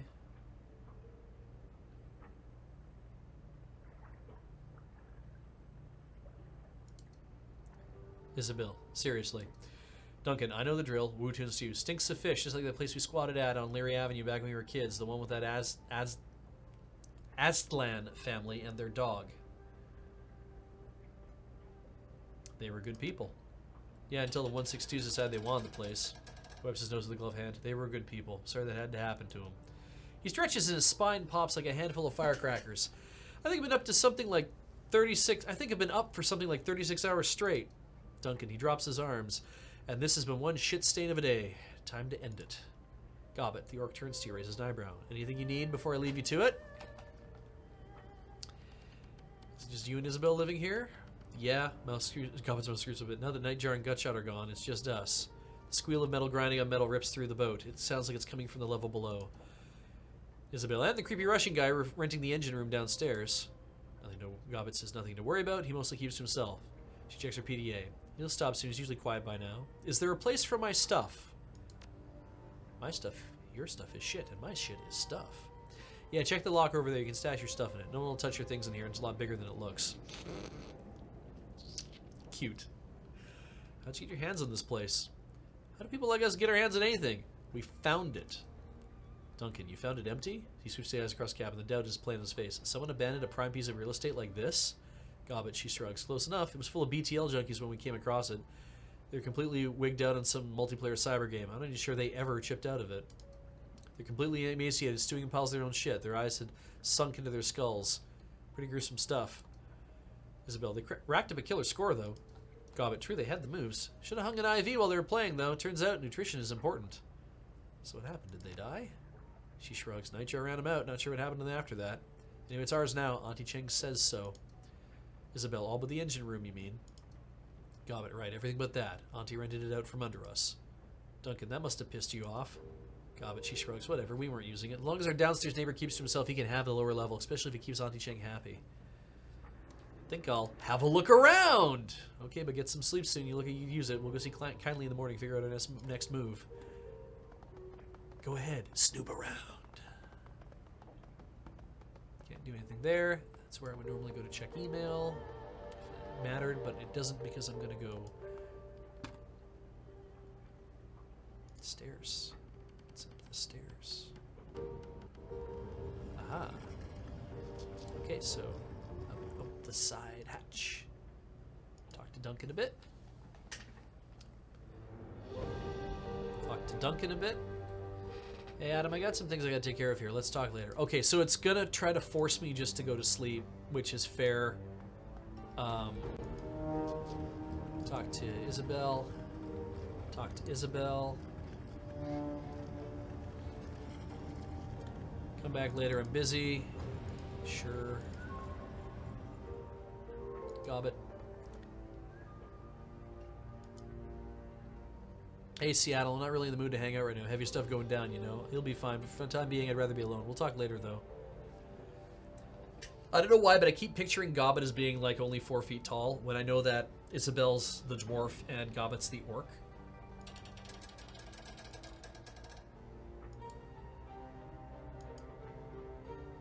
Nothing over there. Okay.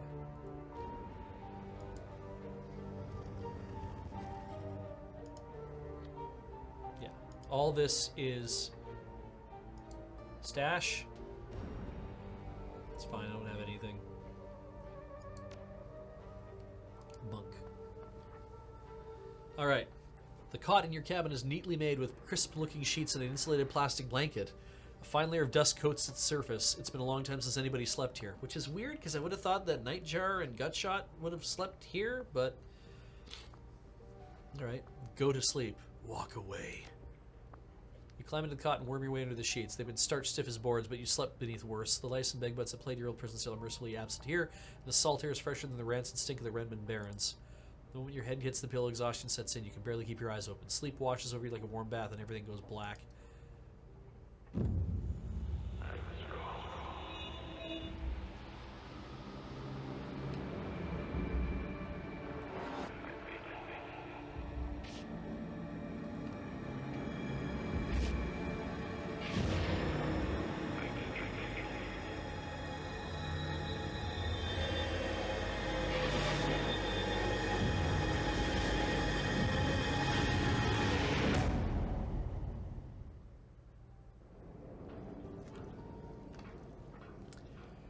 The dream is suffocating. The shifting tunnel of glass and steel, the towering silhouette of dark majesty, the shadowy doorway, and the teeth. Oh, Christ, here we go again. They snap at your heels as you claw your way back to consciousness. Duncan. You open your eyes and Duncan looming over you. He shakes your shoulder roughly. Adam!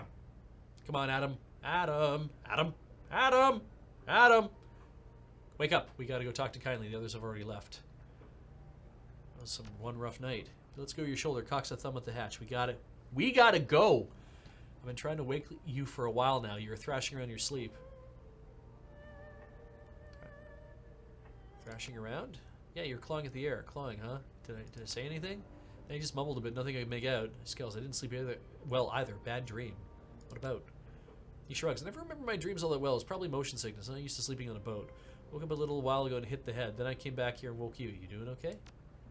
I'll survive. His fingers hit a knot. He winces. Man, nothing's gone right since we set foot in this country. I'll tell you something, though. This is after a full night's sleep. I don't believe Ray's dead.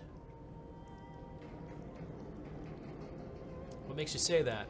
Think about it. The statement from the cops on the newscast could be fake. Ours was. In the surveillance footage, we never saw Raymond get shot. The camera was hit by stray gunfire. His passion is intense but contained, focused. Raymond's alive, Adam. I know it. So what do you want to do now? I don't know. Wait for a lead to turn up, I guess. He smiles. His teeth are white and straight and perfect. I'm just the muscle. Remember, you're the brains of this outfit, just like when we were kids. Okay, so we've established that. So that's something. We know that the consideration here, my relationship with Duncan, is that he understands that I kind of plan and do stuff because that's what you want the player to do, obviously. He's taking this role of being the muscle. That feels pretty good. We have a fairly good relationship. That's something about Dragonfall that I noticed, like I didn't expect, but that I noticed as I played the game is just like a lot of the being able to trip flags to do the side quest missions and stuff like that. A lot of that's built on being who you need to be to the person who's in front of you, and what they need you to be to them. Because like dealing with there was, I can't remember her name again, but I think it was the tall orc who was like basically our muscle. She was our tank. She wanted me to be a hard ass to her, to basically be like, I'm in charge. I'm the leader here. I'm replacing your old leader. It sucks that she's gone, but this is how it is.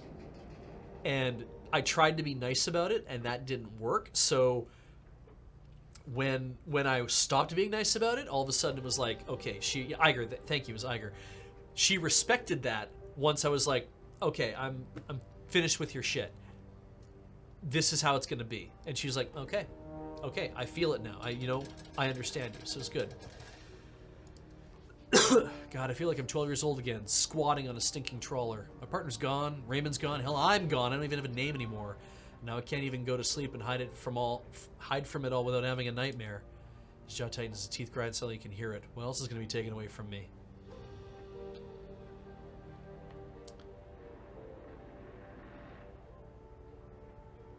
It's just you still have that piercing you got in Tacoma. I want to do number 4. Oh, that's real good. Number 3. Number 4. Let's do that. We're establishing a brotherhood again. I'm not going anywhere. Who's my Titans? Too soon, Beach. He checks his watch. Goblin and Isabella left a while ago. We should get going soon. See what the tri-lady and say. Fuck. Alright, whatever. Okay. And with that, that is a big save. Create a new save, because why not? Hard save at the end of the mission. We have saved the game. That is it for Play It Forward. Thank you very much, everybody. We're going to duck the music a hair so I can come back to the booth. This is great so far. I like this. I'm eager to see whether or not I can actually pull off enough karma hoarding and trying to fill out as many etiquettes, because I believe the idea is that if you do charisma push, you could end up with every etiquette. I cannot wait to play more of this, and we won't have to, because Play It Forward continues tomorrow night from 6 until 9, immediately following Rhythm Cafe. And I believe if I have an up next, so I don't have one there, so I'm going to have to smash it here. Let's just double check it. Up next is Rhythm Cafe. That's right. Tomorrow from 4 until 6, Heather and Ian will be playing more Cadence of Hyrule, which is awesome because I haven't played it yet, but I am totally looking forward to playing that. And of course, I'll be coming back on at 6 p.m. and playing more Shadowrun Hong Kong. We'll get to go back to Visit Kindly, and we'll get to set out on doing missions and earning more money and gaining more karma and doing the shit that you're supposed to do in this game. I am definitely very eager to play more of this. Feels like coming home. I've had a great time tonight, and I want to thank everybody out there who has backed us on Patreon, because you can do that, patreon.com/loadingreadyrun. If you like what you see here and you like all the other stuff you see everywhere else, that's super good, and you can support that by going to Patreon. We're over 2,400 patrons, and you might be like, holy crap, that's a lot of patrons, Beej, and you're making an awful lot of money off this, and why would you need me to back you? And the fact is, it's because there's a lot of us. There's 14 of us, I think, rough. I haven't done the full count, but God, there's so many of us. And in fact, here's a surprise for maybe a lot of you who don't know this so far, because I don't think we mentioned a YouTube update or not. A lot of us used to be under contract to Lure, where we were, working, and every time we do a stream, we get paid for that and do whatever. And I have been busy since being made the full-time business manager here at Loading Ready Run. I have been busy implementing permanent part-time employment for much of our staff. So, since March, I've been working as the full-time business manager here, and now that people can be permanent part-time employees, they now have a reliable paycheck from month to month. And it's thanks to you guys backing us on Patreon and buying merchandise on store.loadingrun.com and subscribing to us on Twitch and backing to with bits and stuff like that. And I'll go through that in a second. All that has helped make a very stable environment for us to actually pay people. So you're the ones doing it. And I'm super happy because it means that everyone now knows where they're getting paid from month to month and knowing what it is that they're doing, and it's so great. And I'm really pleased that we're in that boat. And it wasn't even my idea to do that. That was Graham and Paul coming to me and saying, "Do you think we can actually do this?" And I'm like, "I'm going to run the numbers." And so that's what I did. I ran the numbers, and it was like, it seems like we should be able to do that. So let's give it a shot and let's see how it works out. And it's going to be a bit of an experiment, right? It's a year-long experiment. And if we can keep it up, then so much the better. And we still have people working contract, right? Like the guys on North 100, they do North 100 and whatnot. And it's, there's always going to be different ways that people are going to get paid, but I'm really happy about that. So, I mentioned store.loadingreadyrun.com. If you go there, not only you're going to see all the cool stuff that we're making, also you're going to see the new stuff we've made and little bits of changes. For example, the Gendabout playmat is back in the store and might not be back for long, but it is back right now, and it currently has a orange rubber backing on it too. We did this cool thing. We talked to inked playmats, and they were like, "Yeah, we can do different colors for you." So we did Jund in orange because we thought that'd be fun. You can go see the pictures of that there. The Diagram 2.0 playmats have a cyan backing on the back of them, so that's kind of fun also. It's just like, we're going to do reprints. Why not do something a little bit different and fun? In fact, if you guys were at Magic Fest Seattle, the Magic Fest Seattle playmat also had a back on the had an orange back on the back of it because it was very blue and orange. And if you haven't seen a picture of that, ask. I'm sure people have that. You can in fact ask in the Discord. Discord.gg/LRR is where everybody goes to hang out these days. There's so thousands of people who are who joined our Discord, which is really super cool. There's so much there. In fact, on the store, we have 2 new dice bags. The Phases dice bag, the Magic Phases dice bag. So you've seen the shirt. You've seen both of our shirts. In fact, the Phases dice bag is the standard phases on one side and the scrub phases on the other side. So you can now buy that if you want to. We also have a Luxac dice bag. If you guys like the Luxac emote, which I know we have here in Twitch, that emote is now a burlap-looking bag. It is not burlap. It is a very nice, lovely material. But you can just buy a Luxac now and have that. So go check out store@loadingreadyrun.com. If you like our hoodies, they're now available in 5XL. They aren't exactly the same blank. You'll see it explained, but they are a nice blank, and they have the nice logo on them and everything else. And so if you are 3XL, 4XL, 5XL, those are being made in a different hoodie style, but they're still very nice hoodies. And I confirmed with the people who are making them that they're nice light hoodie. They're not going to be a heavy fleece hoodie. They are still a nice light cotton or cotton blend hoodie. I implore you to go check that stuff out. The business manager here has got to sell some merch, so I gotta tell you about like merch, right? Obviously. Anything else we've done in the store that's interesting or different? Nothing yet. More things are coming, and some of you asked about on the Discord. I know some people asked about the. I guess we're gonna start from here. Some people on the Discord asked about what's going on with the Patreon reward thing, and Graham's already addressed that. But for those of you who haven't heard, I'm still trying to work on that. I'm still trying to find time to work on that. I'm doing the layout and I'm doing the purchasing of the postcards and all that kind of stuff, and I'm gonna get on that because now we're done doing that, and I got to look after a lot of things around here, and that's one of the things I got to look after, and I'm gonna get that done. So trying to make that happen for you guys. It's gonna happen. We have not forgotten about it. I don't like having it on my desk. I want to have it off my desk and in your hands. So trust me on that. Please give me some time to do that. But man, I got other things I got to look after too. So let's thank people for their bits and their backing. I don't understand what all of these things mean, but we'll figure it out. So, but Banrail is cheered with 200 bits for the new game beginnings. Also nice meeting you and chatting about NGT Puzzle Quest at Magic Fest. It was nice meeting you too, Banrail. Thank you. There was a reward here. A cheer shared rewards to 3 others in chat. I don't know if I'm supposed to read those rewards or not. I'm not really sure how that works. Oh, Dryocenth, you want fabric content in the shirts? I will do my best to find that. But if you also search for the...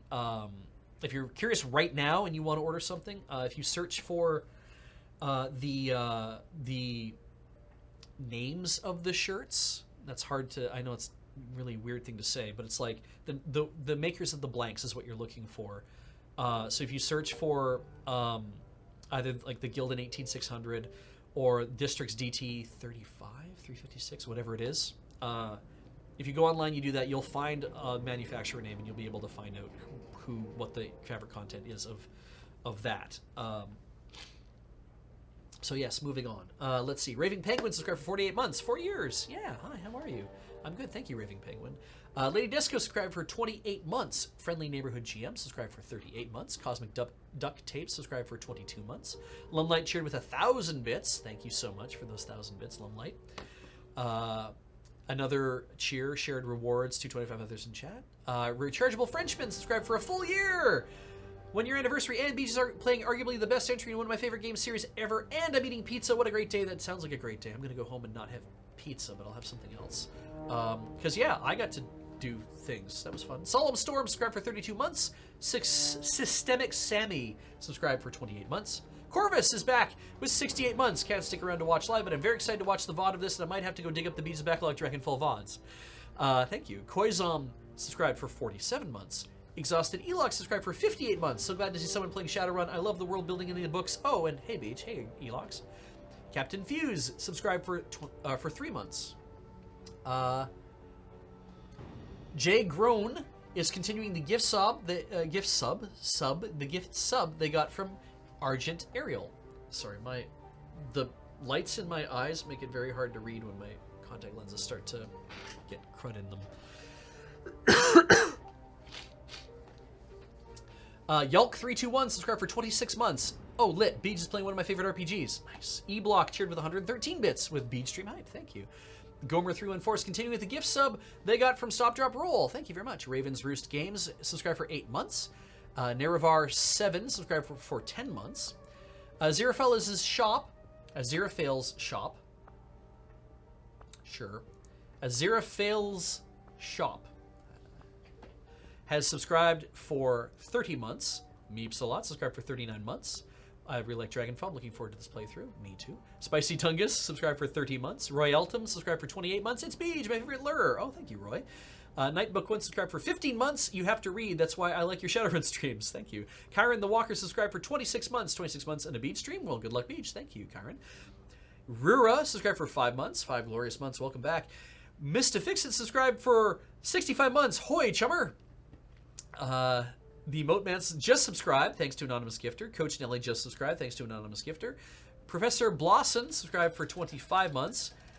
A Year Bud subscribed for 9 months. I'm going to name this Sub Baby Beej 2. Divian subscribed for 19 months. Surrender them Shadows Beej, run them hard. Bannerals has cheered with 231 bits. Yay for reliable income and for hashtag Team Order.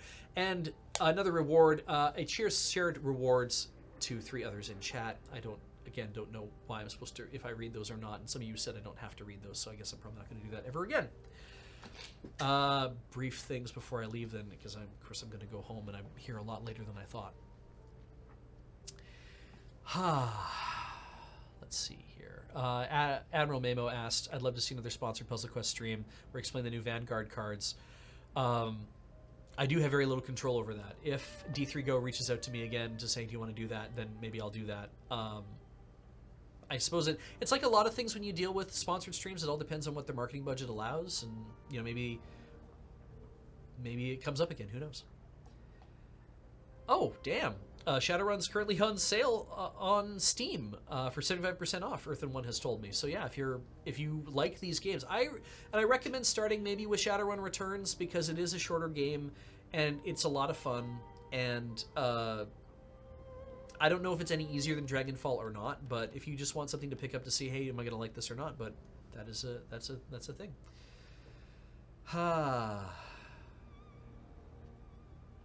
Oh, that's why that sounds so familiar. Aziraphale's shop is the bookshop that Aziraphale owns. Thank you. Just tripping over that because I'm like, I know that's supposed to mean something, and is it supposed to be Aziraphale's? Yeah, Aziraphale less hop? No, it's not. Aziraphale's shop. Yes, I've read the book and I watched the miniseries, and it was wonderful. Oh, right. And Harebrained Schemes has made a lot of other games as well. BattleTech is their, I think, one of their newest ones, and it is definitely, it's mechs and it's XCOM-y fighting stuff, and yeah, so I'm out of here, though. I gotta go home. I had some food earlier today, but I need to eat more food. It's important. So thank you very much for everyone who showed up. We'll see you again tomorrow, starting at 6, and probably not running till 10. Probably running closer to 9. I guess just chalk this up to me being excited about getting to have this stream again and playing more Shadowrun again. So we're going offline, and that way it will all work out on Axe Hand. So have a good night, everybody. See you tomorrow.